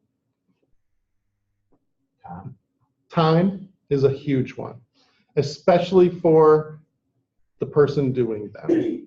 Yeah, which is why, and I bet we've all had this experience, save maybe Elizabeth, but everyone else, where the principal doesn't really do his or her job fully to the point where it maybe should be done. Have we ever experienced that? I see a lot of nodding. Yeah, because if you take the number of staff members, faculty members you have, times the number of observations you need to do, and put that in hours and minutes, it's mind-boggling how much time you need to be in classrooms. Yeah, it is. But then other things come up. I mean, I had a conversation with Elizabeth not that long ago, and the day before you did something with the police most of the day? Most of the day. Yeah, most of the day. Regardless of how many classrooms she was supposed to go in that day, she didn't because there was an issue, a behavior issue or something like that. And those take precedence. So sometimes this gets pushed aside, which frankly is a little backwards of how it should be, really, because as the principal, that comes from the term principal teacher. That's where that came from. We were the principal teacher, and my job is to support you as a teacher. Right. I think another problem that I think maybe some principals see is they may not feel comfortable in every classroom and having that pre or post observation conference with teachers. So for example, an English teacher, past English teacher may not feel comfortable having that math conversation with a teacher. I know You mean content specific information? Exactly. Sure. I was going to say another problem too is that I feel as a teacher on that kind of cycle, it's so long before somebody comes back. Okay. She doesn't, because of the personnel, I mean, she doesn't have time to come other times besides those two. And so it is, I go months without somebody saying, how you doing? That's Yeah, really good. yeah. And that's hard as a teacher who wants to get better. You can only reflect on what you can remember, and obviously you can't see everything. Right. Like an observer can. So. Which is kind of why there's a system that should include both. Yeah, exactly. Exactly.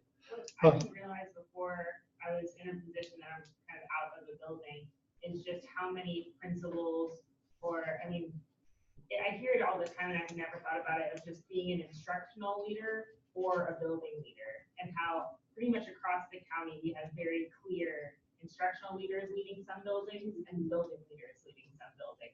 You mean managers? And Okay. that type of thing, but it's sitting in the principal role. Yep. And we see it a lot in the school-based professional development. Those instructional leaders take that day totally different than those building leader managers take that day. And when it comes to these observations, I've seen a lot of the instructional leaders giving productive, not whatever, totally different than the way these do. But then black and white, we're all graded on the same scale. Like, you know what I mean? I sure do. One of your colleagues for this class who couldn't be with us today, Kristen McQueen, she's usually joining us via Zoom. She's actually doing an independent study with me right now, taking a look at the balancing between managerial responsibilities and being an instructional leader. And we're looking particularly at rural schools where there's an expectation for both. Some admin teams will do it differently. If you have the luxury of more than one administrator, one might be the instructional leader, one might be almost a dean of students, you know, dealing with the discipline, the fires that happen every day. I put fires in quotes, that happen every day. But you're definitely right. Pros and cons to that too. I'm thinking of one school that we have in the county that the principal is very much known for being the manager of things, the building manager, and his APs are those instructional leaders. But he doesn't know enough about what's going on in his building. Like, he should know just as much about content and procedures and what we're doing on an instructional level, and he doesn't, because he sees himself as this business manager, and he just gives it to his APs for instructional stuff, which is also a weird balance of power. Okay, well, let's challenge that statement. You said should. Did you say he? Was it gender specific? He should? Is that what in the example you gave, did you say he should? Okay. But No, but in your example, you said he should be, he should know about He should instruction know. going on in his building if he's sitting in the principal's seat. okay. Does anyone agree or disagree with that statement? I agree with you. Elizabeth agrees? Okay. I feel like you disagree. I'm not sure I do or don't, but I like to challenge statements like shoulds, you know, to see if I do. I think just to challenge it, I think we need to look at the purpose of a school. And the person who runs the school, I mean, there's somebody who's running the school, and Okay. so to look at the purpose of it. So if I'm running, what is it called? Washington? The Alternative. Yeah. Right. So if I'm running that school, do I need to know the curriculum, the instruction? Maybe, but do I need to be able to run a really tight ship? Definitely, sure. So my question is, I think that's an unfair example because Washington it's certainly, okay, doesn't have a school number. There is no data attached to that school. All of those students belong to their home school. right. Okay, so let's play it out in a more fair example. I'm having deja vu right now to like last semester. I'm having deja vu. And I'm going to go back to Washington. Washington has some fantastic instructors, though, so they are very content specific, and they do have some instructional merit. So I do think that a And in a leader- lot of ways aren't getting credit for that because Right. those students Sure. are attached to their home school. Sure. So I think that instructional leader, and he's fantastic, Yeah. should and know what's going on in instruction. He should be- Should, okay, okay. So if I don't, let's just say I don't. I know someone who was a principal for a while. He was a band director for 10 years before he became a principal. Knows a lot about music, but didn't know a lot about math or science, or never took a math class past high school. When they said you could stop taking math now, he said, I'll stop taking math now. So probably not, definitely not strong in content. But I don't think that's required to be an instructional leader. Okay, so it's not content, it's instruction, Yeah. right? Yeah. Strategies, Yeah. and Yeah. sure, Yeah. and those things like how to run a classroom, helping teachers teach better, supporting them. I mean, Right. more likely than not, you're not going to have some really content feedback for your French teacher. You know, I certainly would not, yeah. But No. you know how if she's doing well as a teacher. but I know I could do that. Yeah. Right. But if I didn't know I could do that, and I hired or I selected 3 assistant principals who were fantastic at that, am I a good leader or not? Yeah. But. Why? it's the You said I wasn't. No, I said, Oh. the difference is the communication between you and those 3, or excuse me, the mythical person and those 3. And in that, are you just saying all instructions on them, they're taking care of it, I don't have to worry about it because I'm a business building manager? Right. Or am I saying that we're developing new things, I don't know the most about it, so let's you leave, but I'm gonna sit and learn too. Okay. That's, I mean. Gotcha. Really, I think what you described isn't a principal, is a district administrator. That's what I think. What you just said, I think is a district administrator. Most superintendents or other district administrative position, well, not all, but most aren't as involved in supporting teachers as they are in making sure things flow. We're not in the media. I'm responding to my board members. We're, getting building initiatives going, things like that. So. But they're not. They're sitting Exactly. So I'm actually coming around to an agreement, I think. I think you're right, that principals should probably, they should at least know what's happening in their building. And even if they're not strong, they should know where they're not and know how to compensate for it. I mean, that's what I would argue. So I think we're actually in the same camp on this one. Right. Because normally you're that person. No, I'm kidding. Yeah. No. What this represents, and this is from Charlotte, is that the concept that we talked about earlier, and how all of these teachers, and really there's probably only one who's really at that outstanding level. When I learned the new Wisconsin system, what we found out was, I think it was level 4 then, is a great place to visit, but nobody lives there. So the highest level you have, be it 4 or 5, what I was told when I learned the system was level 5 is a great place to visit, but nobody lives there. So you will have some teachers who hit level 5 in different places, but really no one has all level 5s probably. And they shouldn't, because everyone can improve, was kind of the basic premise. So it was very difficult to get teachers from a mindset to I'm outstanding to I'm good, or I'm superior to I meet standards, or whatever your baseline is. Even though in theory, 85% of our teachers, that's where we want them to be probably, is just above that line. We'd be happy if we could get everyone above the line, but there's probably only 5% who are really that top, really high go-getter, but everyone thinks they are. The system we had before, we used to be able to rate everyone super high, right? And now we can't do that. We actually have to base it on evidence, which is the topic we're going to get to in just a minute. So we learned this from Charlotte too. The most important factor in a child's education is the teacher in the classroom. You guys know that. The study actually, one of the studies that confirmed that came from here in Tennessee. It's pretty dated now, but had to do with our statewide math tests here. And you can see that when children with comparable achievement histories starting in 3rd grade were placed with, I need to go back to 2.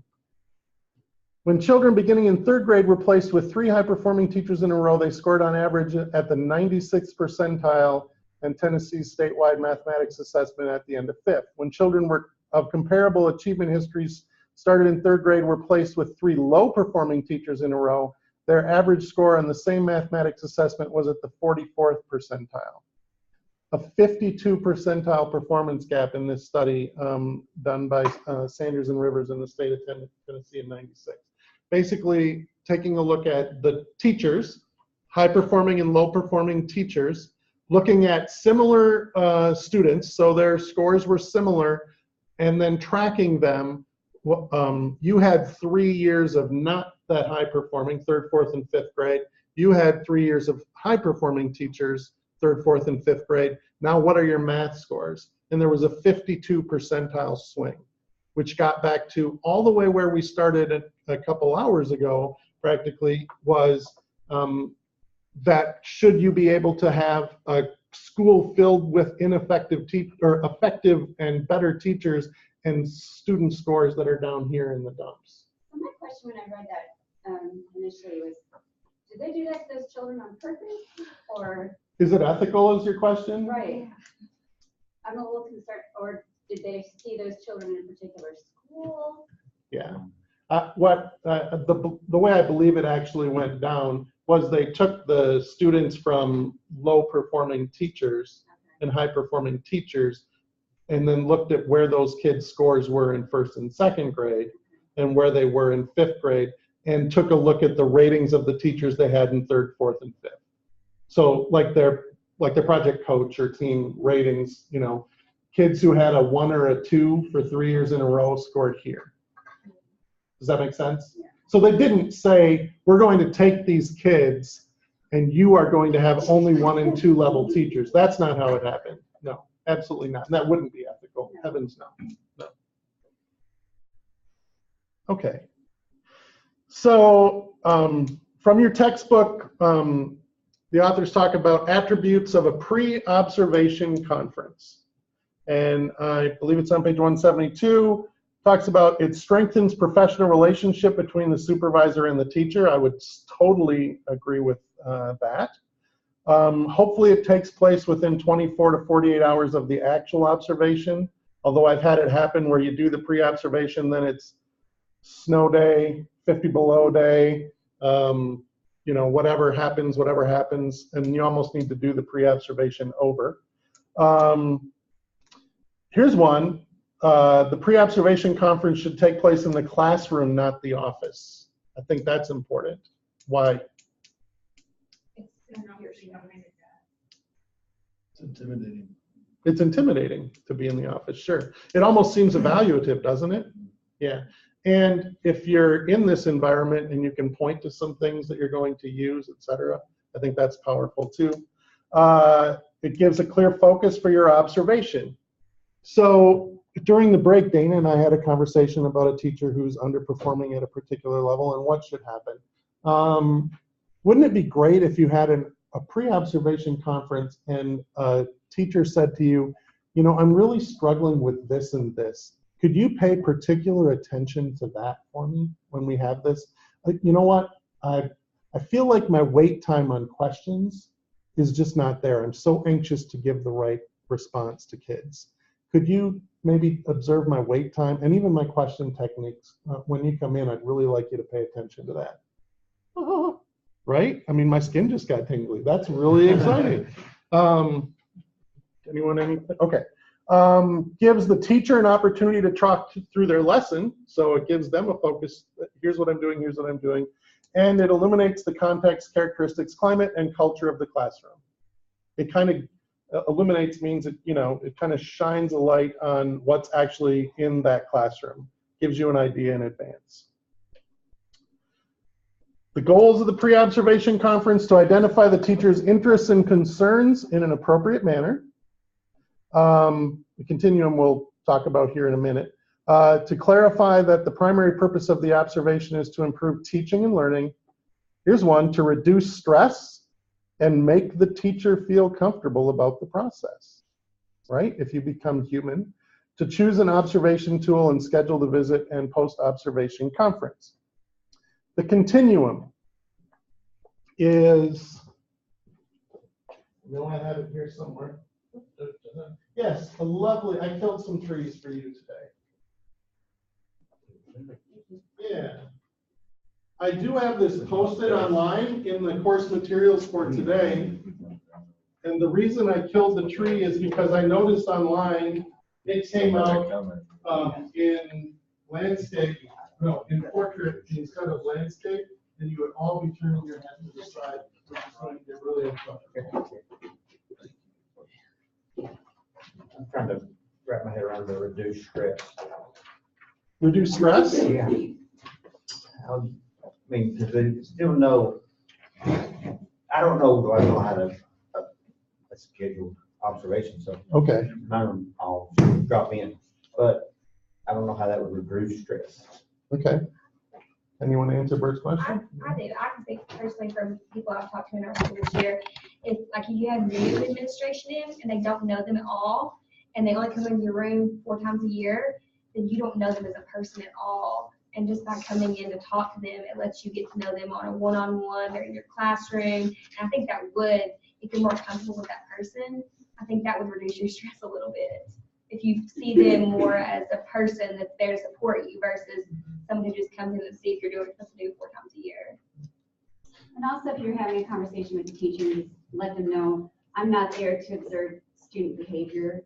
I'm there to observe, I'm looking at student work, or I'm looking at, this particular thing that you and I talked about. So, dude blows his nose in his hand and walks down the desk. I'm cool with that. That's not what we're looking at today. That might help the teacher too, because those things happen. And it's okay. Absolutely. Well, and also thinking from the teacher perspective, we've all been there when they come in to do their observation just as we finish that awesome lesson, when they're just started their independent work time, and the 12 minutes they're in their classroom is just you walking around.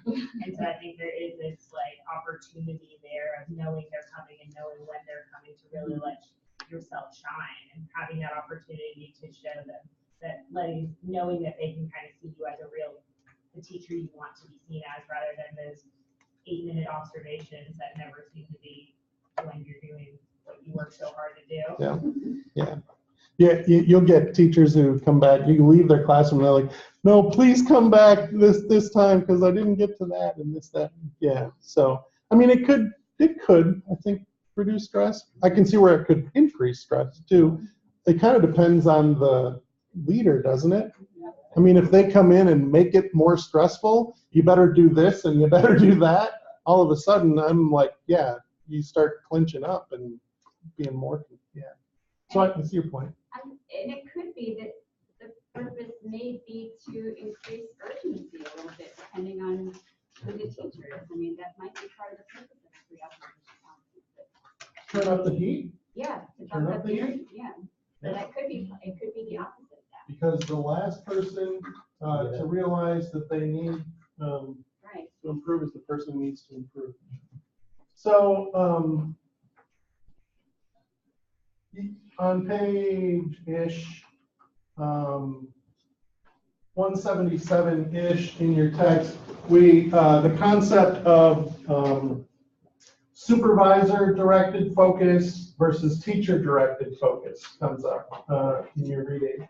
And the handout I like to use here has to do with what I call the supervisory continuum. And if you will look at the first page, it says continuum on it. On the left-hand side, you see a big T and a little s. T is teacher, S is supervisor. On the right-hand side, you see a little t and the big S. On the left-hand side, that means that mostly the teacher is being responsible for things. On the right-hand side, it's mostly the supervisor. So as you move across this continuum, you move from non-directive type of supervision, which means I'm not directing you, telling, more probably questioning you, things like that, to more collaborative. And now as we get more supervisor focused, it becomes more directive, informational. I'm telling you information, till finally we get to directive control.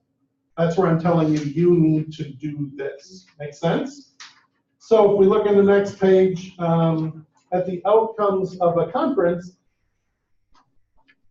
the approach you could have, if it's a non-directive approach, typically the outcome is the teacher has their own plan for the conference, right? That probably doesn't happen a lot, but we'll talk about when it could.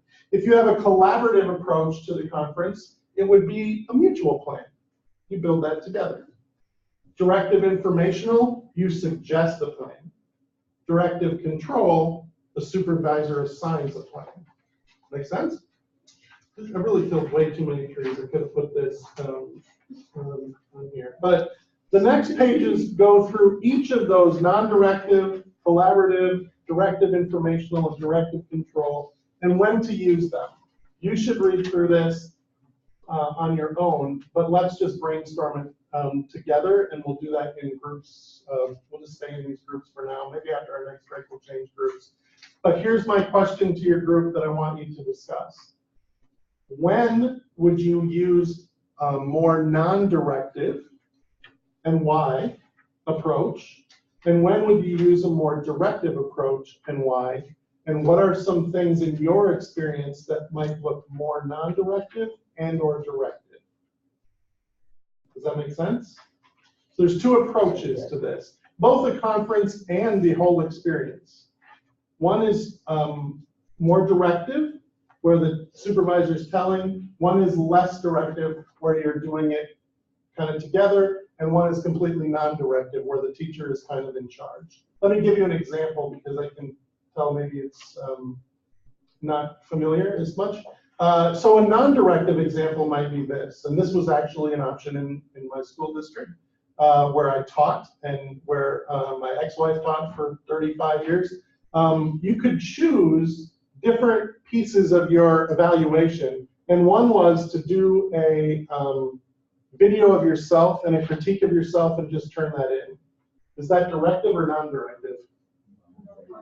Completely non-directive. A, I chose it. B, I chose the lesson I did. C, I did my own critique of myself. The opposite of that then is you're on a teacher improvement plan. I have literally directed you to do X, Y, and Z, which would probably happen in something called either a teacher improvement plan or a performance improvement plan, or even a letter of directive. I've given letters of directive to staff. Why? Because I want to document everything I do. Here's a letter of directive. I've been in your classroom 6 times, whatever, and I've seen demeaning, demoralizing behavior to students, outbursts of whatever. I am hereby directing you to discontinue angry outbursts to children, whatever it might be. But I'm specifically telling you what you can't do or must do. And if you stop or don't do this, you're going to no longer have a job in the end. That's the FAR supervisor. Does that make sense? Okay, let's just take a few minutes and have a discussion at your table. When is one appropriate? When is the other appropriate? And what have you experienced? Ready, go. You'll get some water.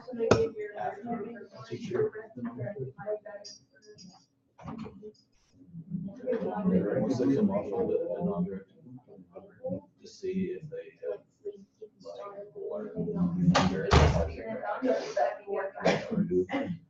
Teachers that I know we can good, maybe they're too.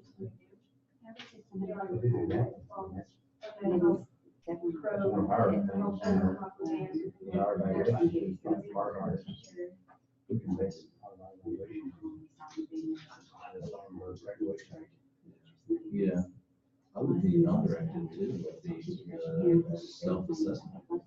On the project. Yeah, they'll do that. Well, it's cool because like we basically and Oh, the self-assessment, like. you don't have to give out. Yeah. But you give yourself. Yeah. Crazy. They look at their score and see how. Yeah, they have what they think in their mind. And, you have your confidence with something that would good. So and then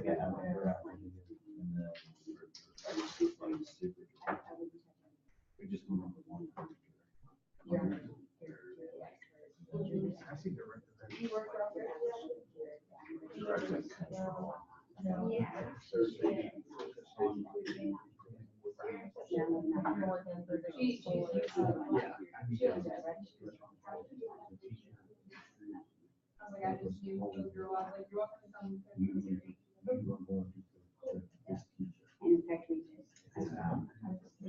I told you to do that my first year. I wanted to. I asked. Oh, yeah. Did you guys used to teach at geometry? Or East Ridge Middle?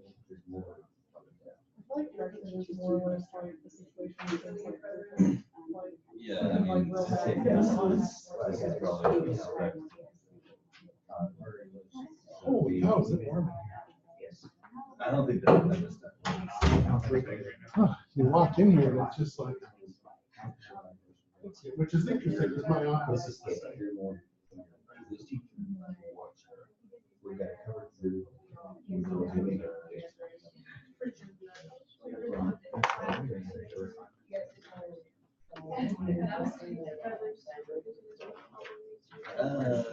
Yeah, I mean, but that could be. That could be the thing, like you're good. And we can just do that. So that would be good. Gene coaches and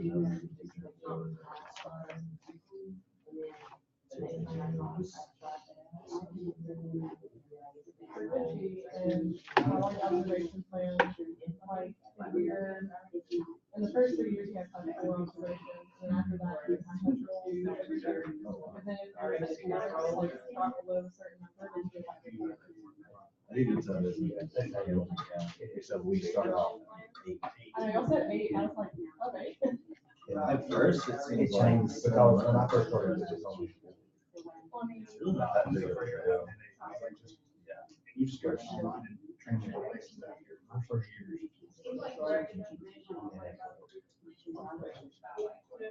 And everybody else. That's exactly what I Right, was. and then it's changed It's now. crazy, but also our teachers evaluate. So, not just for Like official evaluations too. So, my, like, school principal has been in our classroom, like, cause like, the rotation, like, switches, and like, I've been observed for 2 reference graders, and that's it. One for 2. The superintendent came in my room. Scared me to death. I was like, "Guess I'm getting fired." But he came into everyone's room. I was like, Yeah, you're right. Yeah, it is. He was, our school was the first one. Because she probably So wouldn't what? want to Just the, we're just doing the director and the non-director? Yeah, just the continuum, you don't need to do, Yeah. just the bottom and the top. Bottom and top. Yeah, you don't need to do all.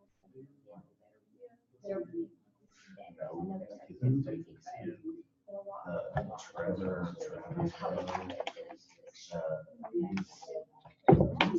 What's your name?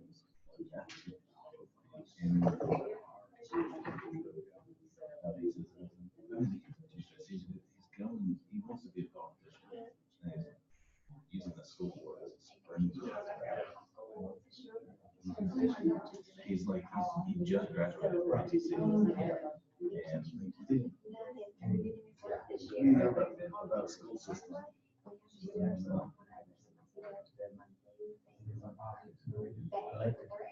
Yeah, I mean, he put on a crazy campaign, like he was all over the place. He goes there. I don't think he was.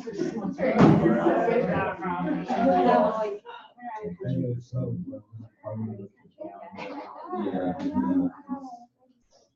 He has a goal in mind, now, that's for sure.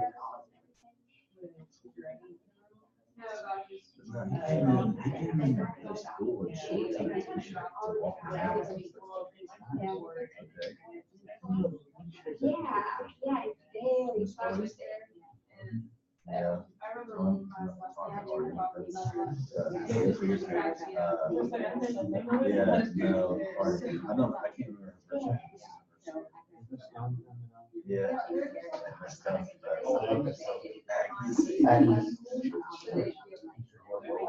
Yeah. She's like, she lives next to you? Right. I was about to say, because I used to live on Billboard. You live on Billboard or down on? Hey, there's some nice houses on, straight on Billboard. We had that like, it was like the crappiest house on earth. Right there in front of Marlboro Avenue. That you go down to get your brand new houses. It's that one. Just one level.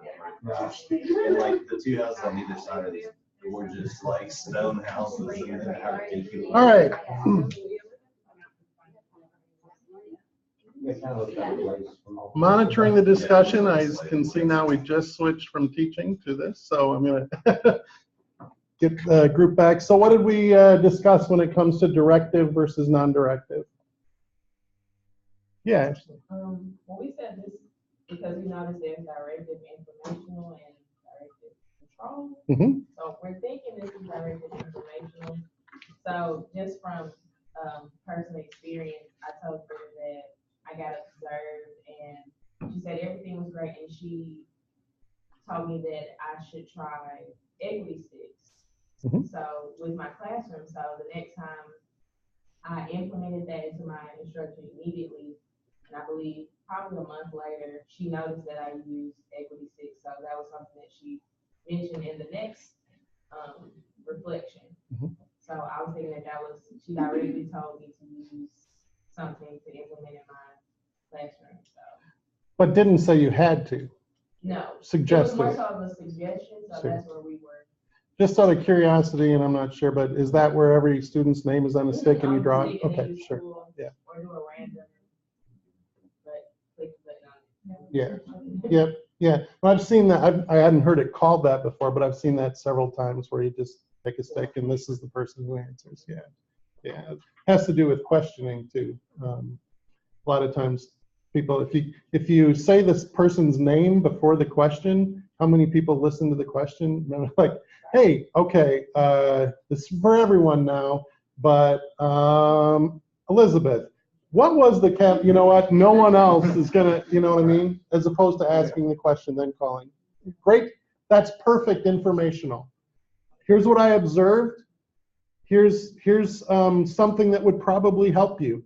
As opposed to you coming up with it, because the other end of the spectrum would be, why don't you come up with an idea for how you could be more equitable in who you call on in the class, as opposed to giving you a suggestion. Yeah. I have one for non-directive. So Hamilton County Teacher of the Year, chemistry teacher who does all the PD in Hamilton County, you know, one of the best Jessica Hubbard? teachers. Well, it's actually Joey Gaby, but she works with Jessica Hubbard. Okay. So she's the older Jessica Hubbard. Okay. Yeah. Gotcha. She's the what'd you say, seasoned? Seasoned. Yeah, more seasoned. Seasoned. Jessica's a graduate of the program, that's why. Yeah, she's the level up in that. So just thinking about a teacher like that who really, you know, has developed all the questions and does all the PD, that's probably someone, I'm not gonna question her lesson plan, I'm not gonna question her techniques, I'm gonna go watch, I'm gonna learn some You're gonna stuff learn from some her. stuff.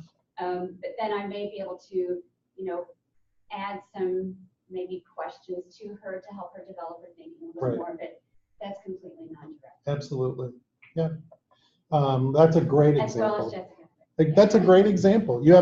You will literally have the teachers who have gained awards for their instruction like that, or who knows, written a book or presented at conferences, and you know, to go in and tell them how to do something is probably more demeaning to them than anything else, and they could tell you a thing or two probably. Right. That doesn't mean you can't help them, guide them to improvement. Right. And Right. they're looking for that, and that's another hard question. Feed me. Exactly. Feed me, absolutely. So another example is your more seasoned veterans, right? You probably want to treat your more seasoned veterans a little bit differently, maybe sometimes, than your brand new teachers.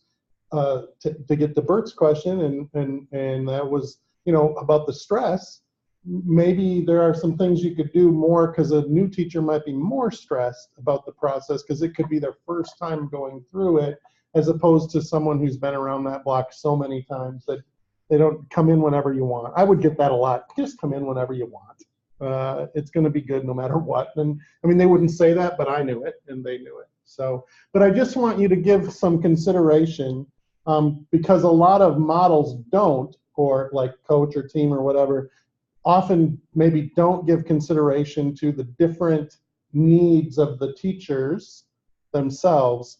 And if we tend to treat everyone the same, we always aim towards the middle, and we forget our high achievers, or worse, if we aim at the bottom, we completely forget our high achievers. Okay. I am not going to go through a lesson plan activity. I used to do an activity sometimes I even have people bring lesson plans, but where you would just have a conversation and go through a pre-observation conference. But I'm looking at the clock and thinking I don't want to do that today, or the case study. What I want to get to right now is actually, I think this is probably the best time for a break, and then we'll do the tool itself. So it is almost 5 to 3. How about we say 5 after 3, and then we'll break into the actual tool that you're going to use and some other data collection procedures that you could go through as well. Okay? Actually, it doesn't matter if it's okay. That's what we're doing. I used to hate that with my teachers who would say, okay. I'm like, does it matter if it's okay? You're still going to do it.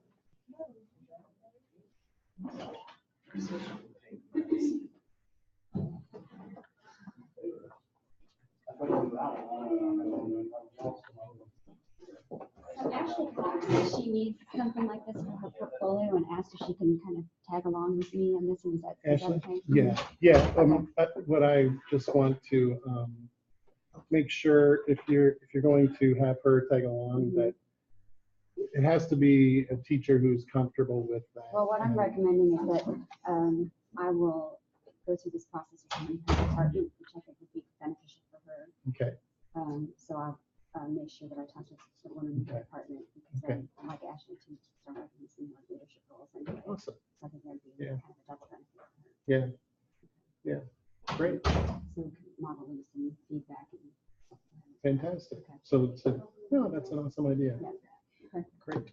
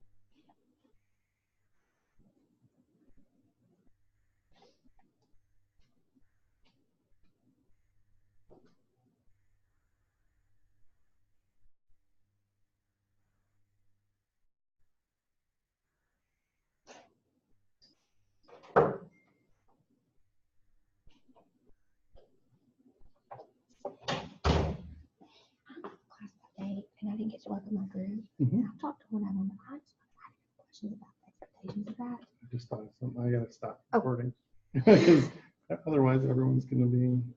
There we go. Now, I think in the directions for this project, choose a friend or at least a friendly colleague to do the observation with. And I want you to be very careful about this because with the exception of Elizabeth, maybe Olivia, who are in supervisory roles, the rest of you aren't. Is your role supervisory? Yeah. The rest of you aren't. And what you do for your job, for those two, can certainly count because they're already doing something like this. But for the rest of you, you're not in a supervisory role. And I don't know about your experience with teachers, but a lot of times what I've experienced with my students is you come into someone's classroom and people, they get nervous. They get, like, what are you doing here? Are you reporting to the principal? What, it can just really be a big cluster. And I don't want that. what we want to have happen is we focus not on the teacher, frankly, but on you. This is for you. This is a process for you to learn. It is, frankly, whether the teacher learns or not is secondary. This is for you to go through the process. This is for you to practice doing this. You are only required to do it once, but you can do it more times than that if you want. If you've got more friends at your school and you want to go through this more times, more power to you, that's great. But it wouldn't be, I would be not preparing you to go out into the world and actually perform observations unless we did this at least one time, the full deal. Pre-ob, the observation, post-ob. I'm sure all of you have a friend that you can do that with. However, some of our folks are not in schools. So for you, I encourage, and I know like Jason and Jacob aren't here today, but for them and anyone else not in a school, I encourage you to use each other. If you can, preferably in physical presence, and by that I mean actually there in the classroom, the way it would be in the real world. Otherwise, if you can't do it that way, if you can find a colleague in this classroom who's willing to record a lesson, and you can have the conference, like before class next time, and then get the video from them and watch it, and then do it your post observation. However you can facilitate that to make it happen, I'm fine with it. So the tool that you'll use, I mentioned based on a district in Alaska. The questions are here for you for the pre-observation, which has to do primarily with domain 1 of the Danielson model, which is preparation and planning. It's difficult to observe preparation and planning, which is why you have a discussion about it ahead of time. So here are the questions that you will ask the teacher regarding preparation and planning. And also domain 2, so transitions that you plan to have, procedures, etc. It goes all the way through domain 3. It should stop at 3, yeah. So you have questions for domains 1, 2, and 3. You have the exact question to ask, and then you just need to basically enter what they said in their response. Make sense? So take notes, etc. Which gets us to the actual observation. You will only be observing, of course, for domain 2 and domain, actually, is it only domain 2? And 3. 3. Domain, it should be 3, yeah, instruction. So classroom environment and instruction. You're not going to be evaluating their professionalism and whether or not they go to conferences and are involved in professional organizations. That's not what we're going for. We want you to be able to go into a classroom, know what you're looking for, and actually look for some things. Does that make sense? Okay. Now, in the classroom, you need to conduct a full class period observation. Now, class period at secondary level might be defined by time. At the elementary level, it might be defined by content. So a full reading lesson, for example. And it depends on the school. Sometimes schools are like self-contained, where one teacher decides, I've got them for reading, social studies, science. I'll decide when we're going to reading today, as opposed to you're going to go over to Mrs. Ramlett for reading today, kind of a thing. But one full lesson. So now let's talk about collecting data. The actual observation. In chapter 10 of your text, the authors list several ideas for how to collect data. Because and this is the activity we'll do next in a few seconds, we want to collect and observe evidence of what's happening in the classroom. And that's something that's certainly different from a model that I started in, probably some of you, where it was more opinion-based and opinion-based statements. which is your discussion board for this week too, and I know you've been practicing. But I tell the story of my friend Kim. I may have even told this story to you. Kim Hagan, a guy who was observing a guy and, made statements in his observation like, we're lucky to have Dean on staff, and Dean is just a model teacher, all these glowing comments. And then later, Dean had sex with one of his softball players on the washing machine and ended up in prison for 35 years or something. He just got out now. But anyway, my buddy Kim had made all these statements using this old model of supervision that were judgmental. Dean is a great teacher who really, works super hard to be fantastic, and his kids love him and this and that. Those were the kind of statements that were in there. And I know he always felt bad about that was there. So how do you avoid that? You make sure that you have evidence statements. You want to state, if any of you are old enough to remember Joe Friday from, Dragnet, Just the Facts? Just the Facts is what you want. Now, I know that sounds harsh. Where's the place for the judgment? Where's the place for the praise then? Yeah, it's in the conference. Both conferences, really. You can comment on their planning. And when you're done observing their lesson, that you can build people up all you want to then, right? Tell them how fantastic it was and everything like that. But the actual data collection instrument is not a judgment piece.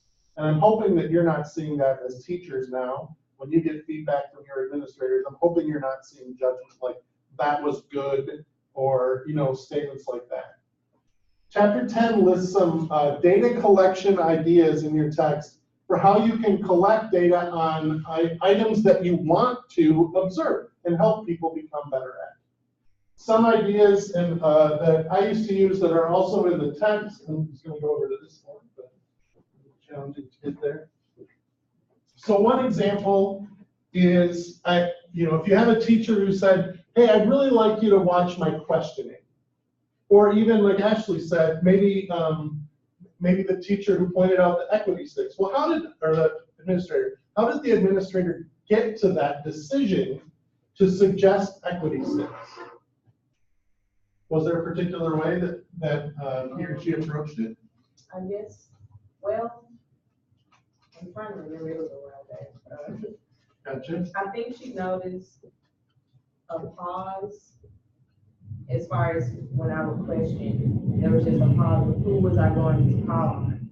So I think she noticed that more than once, which made her suggest equity sticks. So that's what I'm thinking. Gotcha.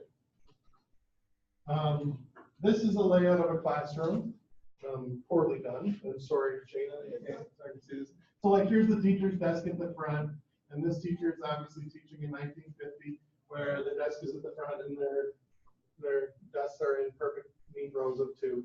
And it goes boy, girl by height. Anyway, so here is one way.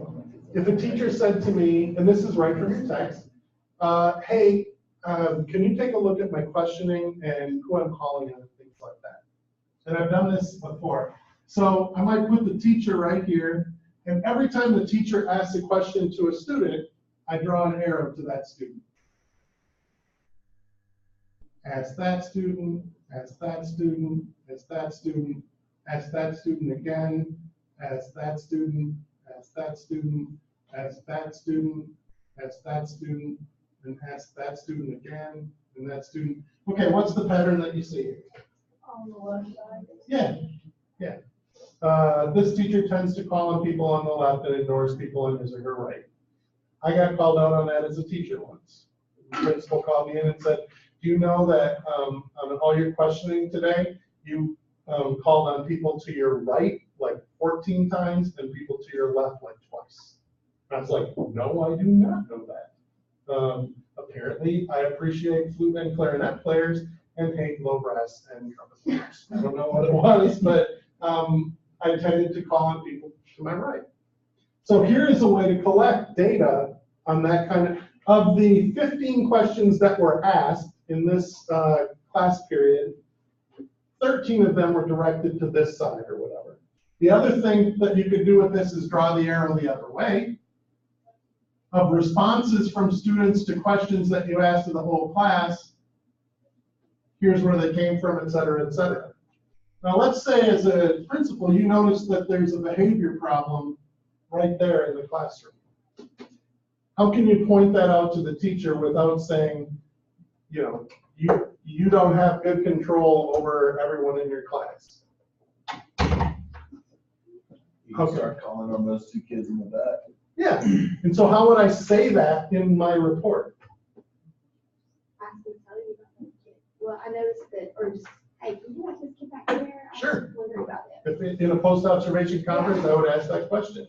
On my observation report, I might point out that of the 17 questions asked today, none were asked to this person and this person. You know what I mean? Like, which suggests that perhaps they were less engaged in the class, whatever. That's a non-judgmental way to do that. How about if you have a teacher who maybe has difficulty with classroom management? What's one of the tools from chapter 10 that we can use there? Bunch of them. Chapter 10 was in your assignment for today, wasn't it? Yeah, it was. Okay. Like how they talk to their kids, like their interactions with students. You could certainly, how would you, let me ask you this, how would you collect data on how they ask questions? I know the book had like their exact words. Exactly, there was an actual tally in the book for what they asked, yep. One thing I used to do was on-task behavior. And I would track for something like a 20-minute time. And every minute, I would evaluate how many people were on task. So if I were doing that right now, I'd go through and say, yes, yes, yes, yes. You know, nope, this person is checking their email. This person, they're not on task right now. And then what I would do is I would put a tally next to everyone who was on task at that minute, then the next minute, then the next minute, then the next minute, to the point where you would see who is always on task and who is not always on task. Now, what's the benefit of that? It takes it away from a judgment statement and makes it an evidence statement. Imagine the difference between a statement that says something like that, you know, you didn't pay enough attention to the people in the back left of your classroom who were not engaged in your lesson, and you didn't have them. As opposed to tracking on-task behavior at 1-minute intervals for 20 minutes. 75% of the students were on task at least, you know, 50% or more of the time, whereas 25% of the students were on task 25% or less of the time. Those students were typically were located in the back left of the classroom. See how different that is? Then you have a problem with X, Y, or Z. Another way that I've tracked this, and this is one from your text as well, is here's the teacher, and here she goes. There, and what am I doing? I'm just tracking where did the teacher go during this class period. And a lot of times it's here and here and here and here, and they stay in one particular location, maybe by their podium or something, right? And whatever. Imagine how much of a better conversation I can have with that teacher when I show him or her that in a post-observation conference. Hey, I took 15 minutes to track your movement throughout the classroom, and here's what I saw. This was your pattern. Now, I'm not going to tell you what it is. Tell me, what does this tell you, tracking your, tracking you throughout the, what does that tell you? And all of a sudden you have a teacher thinking about, oh, and now let's have a conversation with the fact that you aren't having these 2 kids engaged. Well, guess what? If those kids aren't engaged, I mean, this is teaching 101, right? Don't we want to be proximity around those kids a little bit more, maybe, to help keep them on task and on track? So those are the kind of data collection instruments that you'll find in chapter 10. So I hope you read through that very closely. Really practical examples for ways that you can collect data on instruction rather than just saying what you see, because that's the question when we heard from Olivia, you know, well, the classroom looks this way and that and everything else. How do we know whether it's good or bad? We have to collect data on that, on what we see. And we need to be able to put what we see in quantifiable terms. That's often difficult to put it in quantifiable terms because we often know something is good, but how do we quantify that it's good? Does that make sense? So can I share that after I read this chapter, and I read it last weekend, I've used 2 of these tools and observations this past week. And it made for 2 interesting, it was 2 different teachers and made for some interesting discussions. One was I looked to see how many times the teacher called on the students in desks because the teacher never moved to the different desks. He stayed in one spot the whole time I was in there. So the fact that he never spoke to anyone but 3 students the whole time I was in there was made for a really interesting discussion, I think. But that's not something that I would have thought to observe for him. My observations of him have always been a different focus.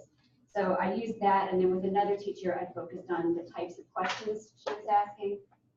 So just having these different tools at my hand was really, it made it easier for me to go in and observe because it's always like the same thing, just going in and just writing stuff down. So it was really helpful. Right. That led me to the question that I had. When we do the assignment, I had problems doing the discussion board because we didn't have a pre-conference with the math teacher, and so when I was trying to write evidence, I couldn't figure out what to focus on. Okay. So the pre-conference gives you an idea to focus on. So when we're meeting with this friend of ours that we're going to observe, do we ask them? Because I was looking at the assignment, there's not really a question necessarily. When we're picking how we're going to collect data, we ask them what they. You can ask them if there's something that you want them to, that they want you to particularly pay attention to, sure. And if they don't say anything, just pick something? Well, okay. That makes sense. That does. No, I completely understand what you're asking. In real situations, let's take Elizabeth, for example, she knows her faculty. She's had those conversations. She has an idea probably of, you know what, maybe I'll use this tool because I know X. Did you have a reason you chose a particular tool for that particular teacher? For the teacher where I chose the types of questions, there was a reason I chose the questioning because, do you want me to explain my reasoning or? Sure. Okay, so I'm pushing her to increase the rigor in her classroom. And that's one of the things that we're really focusing on with her is to increase the rigor. So I thought, we've been having these conversations and I felt like I'm not really helping her enough to increase that rigor. So I thought, okay, let me just see what kind of questions she's asking. And maybe that will help her see where her level of rigor is. So I thought that might be a better tool for her to use. But she knows her faculty Right. and knows what, and you don't. In this case, I'll default to what I said a few minutes ago. This project is for you. So if you're not sure what to look for, after you read chapter 10, pick a few of those different examples and just use them. Yeah, is the way I would go about it. Now, another thing is, Dana, if you start up the observation and then start noticing something, start keeping track of it. One thing I noticed once was, I mentioned earlier, the number of times a teacher says okay or all right. Okay? Maybe that's in Wisconsin. All right, okay. All right, okay. Whatever. And I literally would start tracking that. Do you realize that you said okay 42 times in this lesson as a question? Are you really doing that? Or good. Okay, good. All right, let's do this. I just said okay, good, and all right in the same sentence. And then my next thing is going to be okay, all right, good. Let's do this. So all of a sudden I'm tracking their praise. Because what does good mean? It means meh, meh. No one knows what it means because it wasn't targeted. So now I'm going to start tracking the number of times that you just had untargeted or specific praise. Now let's talk about that. Here are the words that you use. That was good, or all right, everybody, it seems like you got it, or whatever, I don't know. But fact of the matter is, instead of saying, Haley, I really appreciate the fact that you have been on task today for whatever, and the way that you read that, I could really, I'm such a horrible, I don't know anything about reading. Your diction was X, Y, or Z, or your fluency was this, or blah, blah, blah, blah. Specific praise is more meaningful than vague praise. We know that. Okay. We have an activity now we're going to do in teams of 3. And I will choose your teams of 3 by doing a count off so that you will have an opportunity to be with someone maybe you haven't been with today. And here is, instead of partner, it's a 3 activity. 1, review each statement on the back. 2, mark those that meet the criteria as evidence. And 3, how could you revise the statements that represent opinion to make them statements of evidence? So on the back side, you have 20 statements. You are to either put an E or an O next to them, evidence or opinion. On the ones that are O's, how could you restate that in a way that is evidence instead of opinion? Does that make sense? Should take around 10-ish minutes, and we'll do it this way. 1, 2, 3, 1, 2, 3, 1, 2, 3, 1, 2, 3. We'll put 3s here, 2s there, and 1s here. 1s, 2s, 3s, 10 minutes, go. I will turn on. At school right now, just let you know, sorry to walk out. So, one's coming up, I'm going to go. Across the common dash. Day in the life. Day in the life. I'll let you know, I just got No, that would be fine if you did, first of all. I remember it so well, and I don't miss it.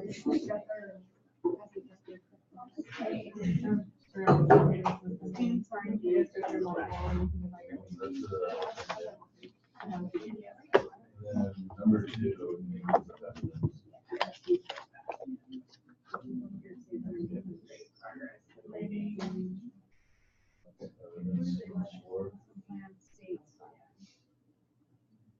Could have been more efficient. It's interesting, as I said it in cursive 3 and then in cursive 4. Can you tell I haven't taken Math, math? that's a math. I'm taking a math class. But there are 3 groups. The teacher might think that they were. Yeah, because they did a good job.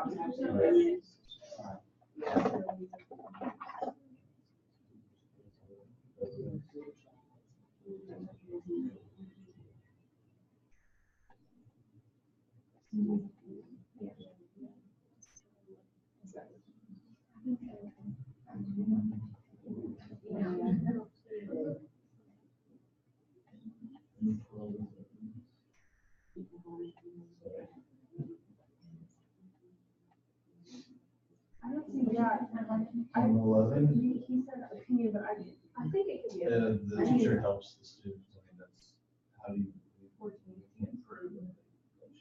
But it's just talking about the action.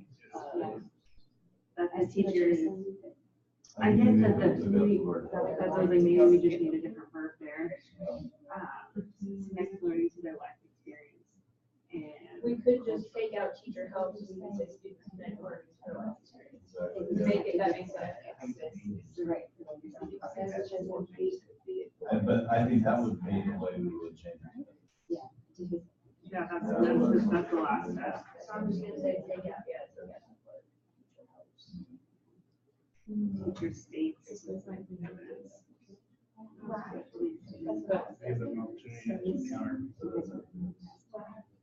I'm back where you are. I'm on 13. So, well, teacher states, I didn't see any difference between students. Positive interactions between students. That's a good. It's like the person observing doesn't see the students trying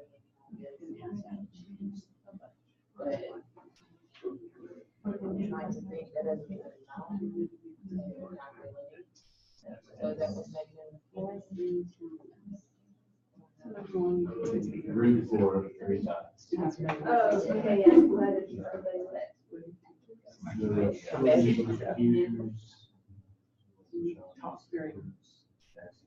Think fair share.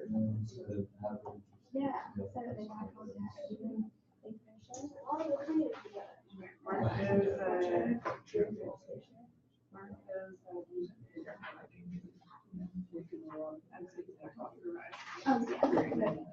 First one, students are engaged.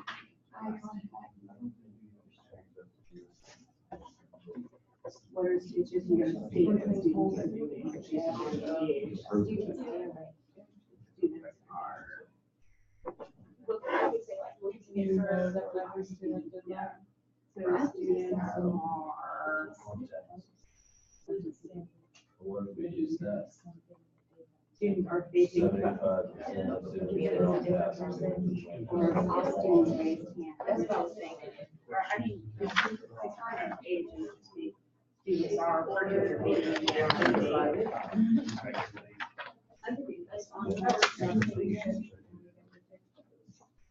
Or on time. Oh, how to make it. Required. So you may or may not be done, but we're going to go ahead and go through these and we'll get through most of them anyway. All right. Start with number 1. Students are engaged in the lesson. Evidence or opinion? Opinion. And let's start over here. What's a way we could change that? Yeah. You came up with a sentence, so. Okay, listen, we did, our sentences aren't very good, but they've already, we said that students are looking at the screen and nodding in agreement. Not in Something like agreement? that. Okay. Evidence or opinion? When you say. That's evidence. Well, And they're not gonna know there. But if the in agreement, if you just said and are not. Oh, yeah, just nodding, period. Thank you. Yeah, okay. In agreement, I don't know. This also means I just want recess to come. Right. Also, one way you could maybe take that statement a little bit further is you could do something like the data collection thing. Yeah. Which could be, I'm just trying to think, I like the 1 minute interval, that 1 minute interval, just to check student eyes, and then if their eyes are on the teacher or the screen or they're not, if they're directed to be somewhere else, you can maybe do that. Number 2, Raul states, I'm not sure what I'm supposed to be doing. That's your opinion? Evidence. Number 3, your kids are making great progress in reading. Opinion. And how can we fix it? Your kids are making progress in reading based on whatever data you're tracking you're using. Okay.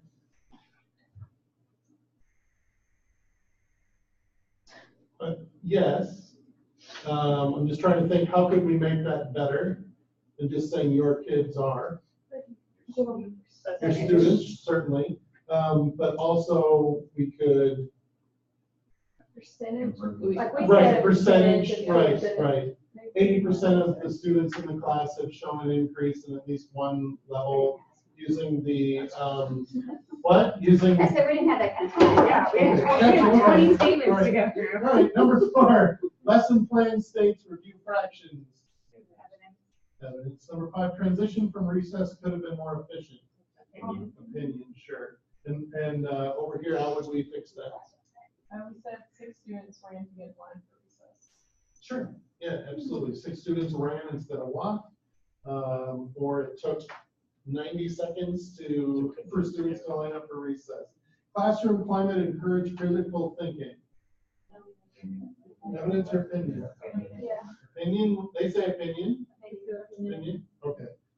Classroom climate encourages critical thinking.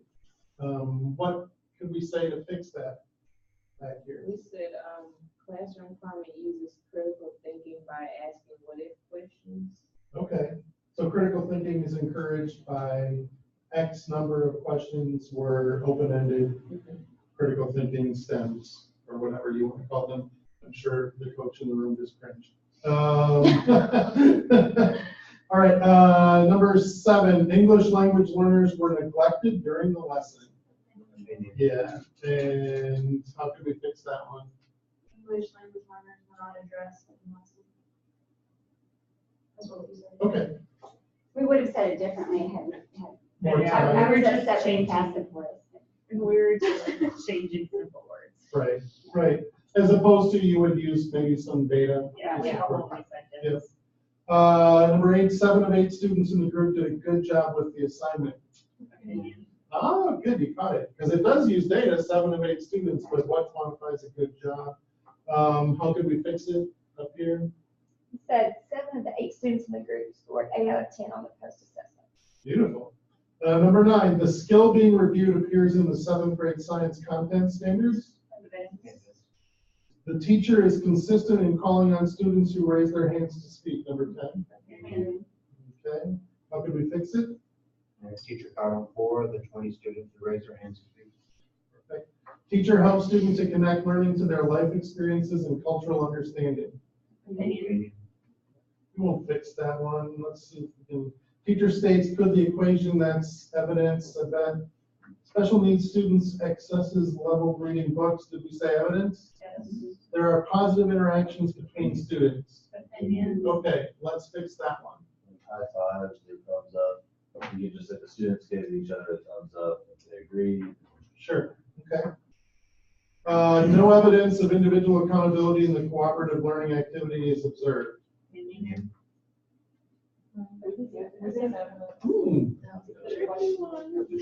That is a tricky one. We said to change it, no evidence of measurable individual accountability in the cooperative learning activity is observed. Okay, We So thought maybe individual more accountability specific. could have been like subjective. okay.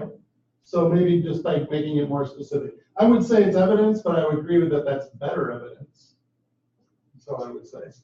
Lesson has no relationship to the teacher's required annual plan. Opinion, okay. How would you fix that one? Where are we? Not even sure. I think up here. So we made up the annual plan said to use technology and the lesson to not use technology. Okay.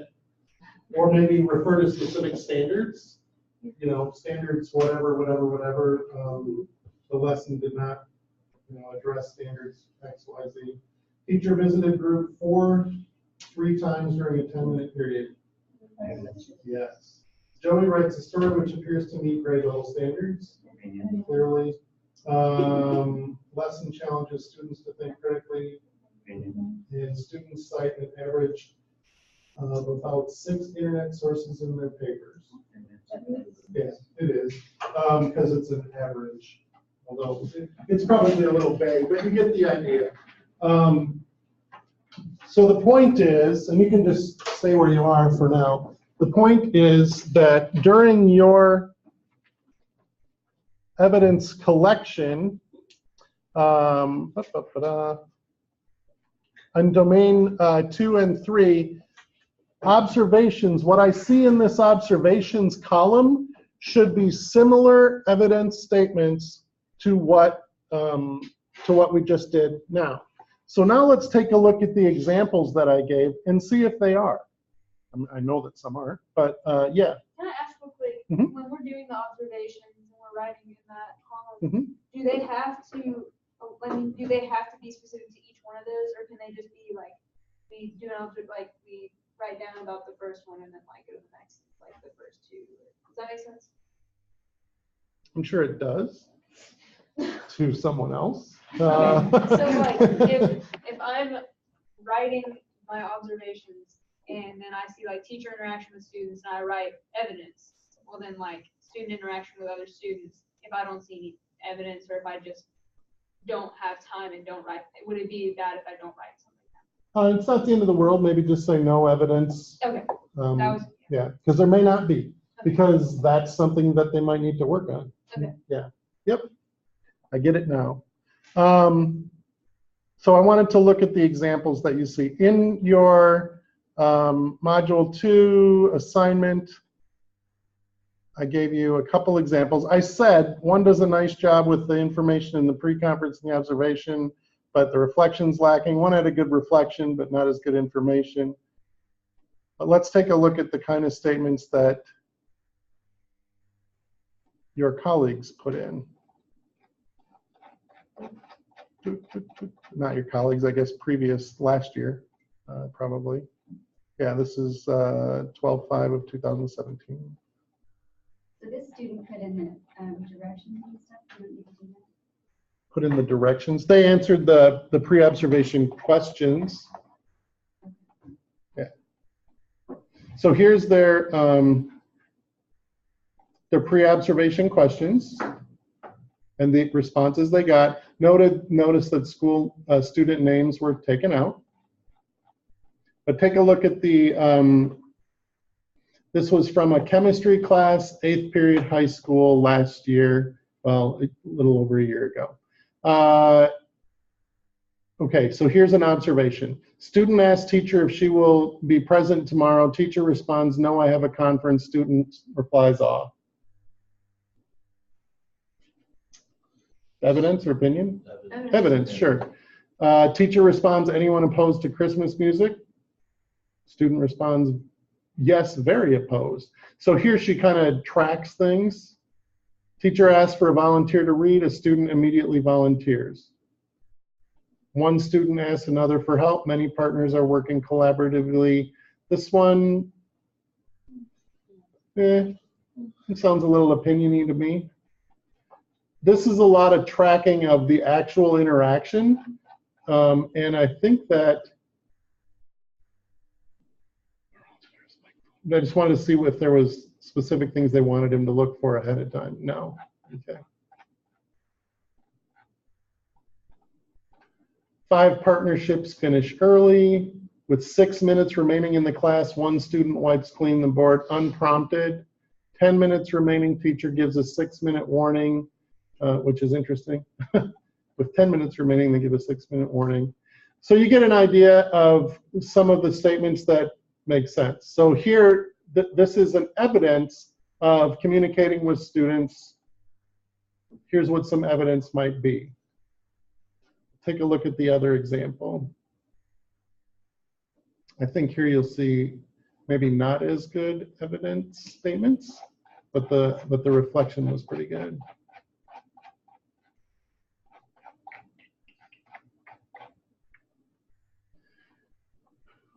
Tell me what you see that maybe isn't evidence. Teacher is enthusiastic. There you go. And students are excited. Students are excited and the teacher is enthusiastic. Really?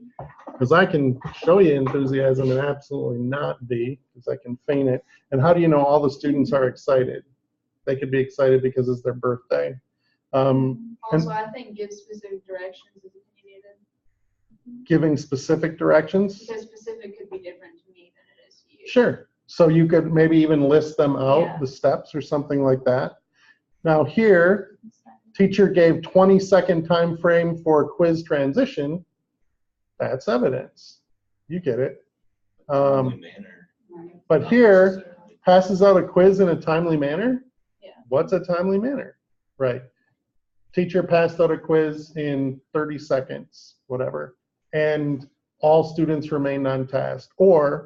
And 3 of 10 students were off task during the time of the quiz being handed out, as evidenced by, you can even use that statement, as evidenced by, you know, one punch in the other one, or they were talking about something else. Would you make what could be seen as an opinion by saying appears to be, like the students appear to be on task or appears to be agreeing with the teacher, like just by the fact that to me, I know it's in. Yeah, it appears as though you can. The students are agreeing with the teacher. Well, Yeah. the reality of it is we can't say students are agreeing with the teacher because we don't know Yeah. if they are. Yeah. But based on the head nods, it Yeah. appears to be agreeing Yeah. with the teacher. Yeah.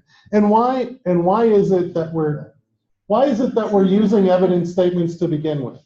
Besides to save our own butts in the event that they end up, you know, doing inappropriate things with their students and we don't want to look like fools. That's not the reason why. Why are we doing this with evidence? Thank you. To improve instruction. And how do we do that? We track what they're doing. We have a conversation like the principal did with Ashley. Hey, I noticed that during your questioning, boom, boom, boom, boom, have you thought about maybe using equity sticks as one possibility? Guess what happened next time? Ashley was using equity sticks. And the principal said, Ashley used equity sticks to call on students, and 11 of 15 students were called on within the first 20 minutes of class. It helps her to see what she needs to do to improve, and it helps her measure whether or not she has improved, right? During this lesson, 75% of my students were engaged. After lunch, the next time, only 12% of my students were engaged. What do I need to work on? Okay, after lunch, I don't have my students engaged. I know engaged is a not evidence statement, but you know what I mean. Those type of numbers open a conversation to improve instruction. And the focus for our day today was improving instruction. That's what we're here to do. You can see in the example, I just want to finish it. Then you have questions for discussion that are given. You can see here that this student just wrote down answers to the questions. They're given for you. Now here is an interesting one, and I actually do want you to do this. Based on what you see, rank the teacher. Unsatisfactory, basic, proficient, or exemplary, 1 through 4, in category 1, 2, and 3. Now here's what I want you to be careful about. I'm warning you. Don't rate them and share it with them, unless it's your job, but otherwise don't, because these are probably your friends. The reason I want you to rate them, though, is I want you to start getting in a mindset of using, well, technically there should be an exact rubric, but how would you rate this person and why? And then I want to have a conversation when we come back in April about, okay, what did we see that was exemplary? What did we see that was proficient, or whatever the terms might be? Because do we have Lake Wobegon here, where all of our teachers are great and only 30% of our students are above a certain standard? So one of the things I like to do in my post conference is to have teachers look at the domains with me, or the domain with me, and actually let me know, did you meet expectations here? And then give me the evidence from the project coach or from whatever. Perfect. And explain why. Perfect. So that they're involved and they're more collaborative with me. Yeah. So I don't know if that's something that might be possible. But, I mean, if you have the time to do it, I certainly would recommend it. Yeah. And you know what I got sometimes too in a post-observation was I pointed out that I didn't observe something, and a teacher would come back the next day and say, you know, I thought about that, and I think you missed this. And I did. She's like, totally right. You know, I think you missed that there were, here's what had happened. What had happened was, you know, I had assigned groups the day before, and that's how they knew that they didn't have to do this or whatever. Something I hadn't seen. You know what I mean? So, yeah. And that's also why you want to do not just one observation, but a series, so that they have a time to build a body of evidence. In the Wisconsin model, teachers have to submit evidence as well. Like you have to submit evidence to your electronic portfolio that's online in the Wisconsin system. I don't know if does that happen in Coach? they should have artifacts on hand for the summative in case they need to argue. So you have like a week and a half to have back. Yeah, yeah, yep. Okay, so you have an idea of what that project looks like. That project is due April 18, I think. Okay. As is the first project. We'll have a chance to talk about it a little before then, but our class periods, if we look at when we actually have class, our last one is on the 6th. So you may not have everything collected by then, but you'll probably have completed your observation by then and able to have a discussion about it. I wanted to talk about professional development today, but I also wanted to, if your groups wanted to still have time to discuss, in particular, I know we've got a group coming up here in 17 days, and I don't think we could get through what I wanted to get through on professional development in 30 minutes. So my question to you is, are you okay going till 6? Because, no, I'm kidding. They're like, what? Are there any questions on the Module 2 project assignment that you need to complete. Okay. If you do have questions, email me. For the remainder of the time today, I want to give your groups an opportunity to meet and discuss. Keep in mind that there are discussion boards available to your groups, and people like Jason, for example, who's had basketball games both of the days of class so far.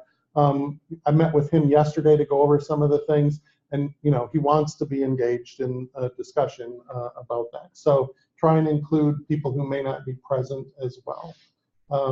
Otherwise, when your group is done, you are done for the day. Comments, questions, criticisms, concerns, or complaints?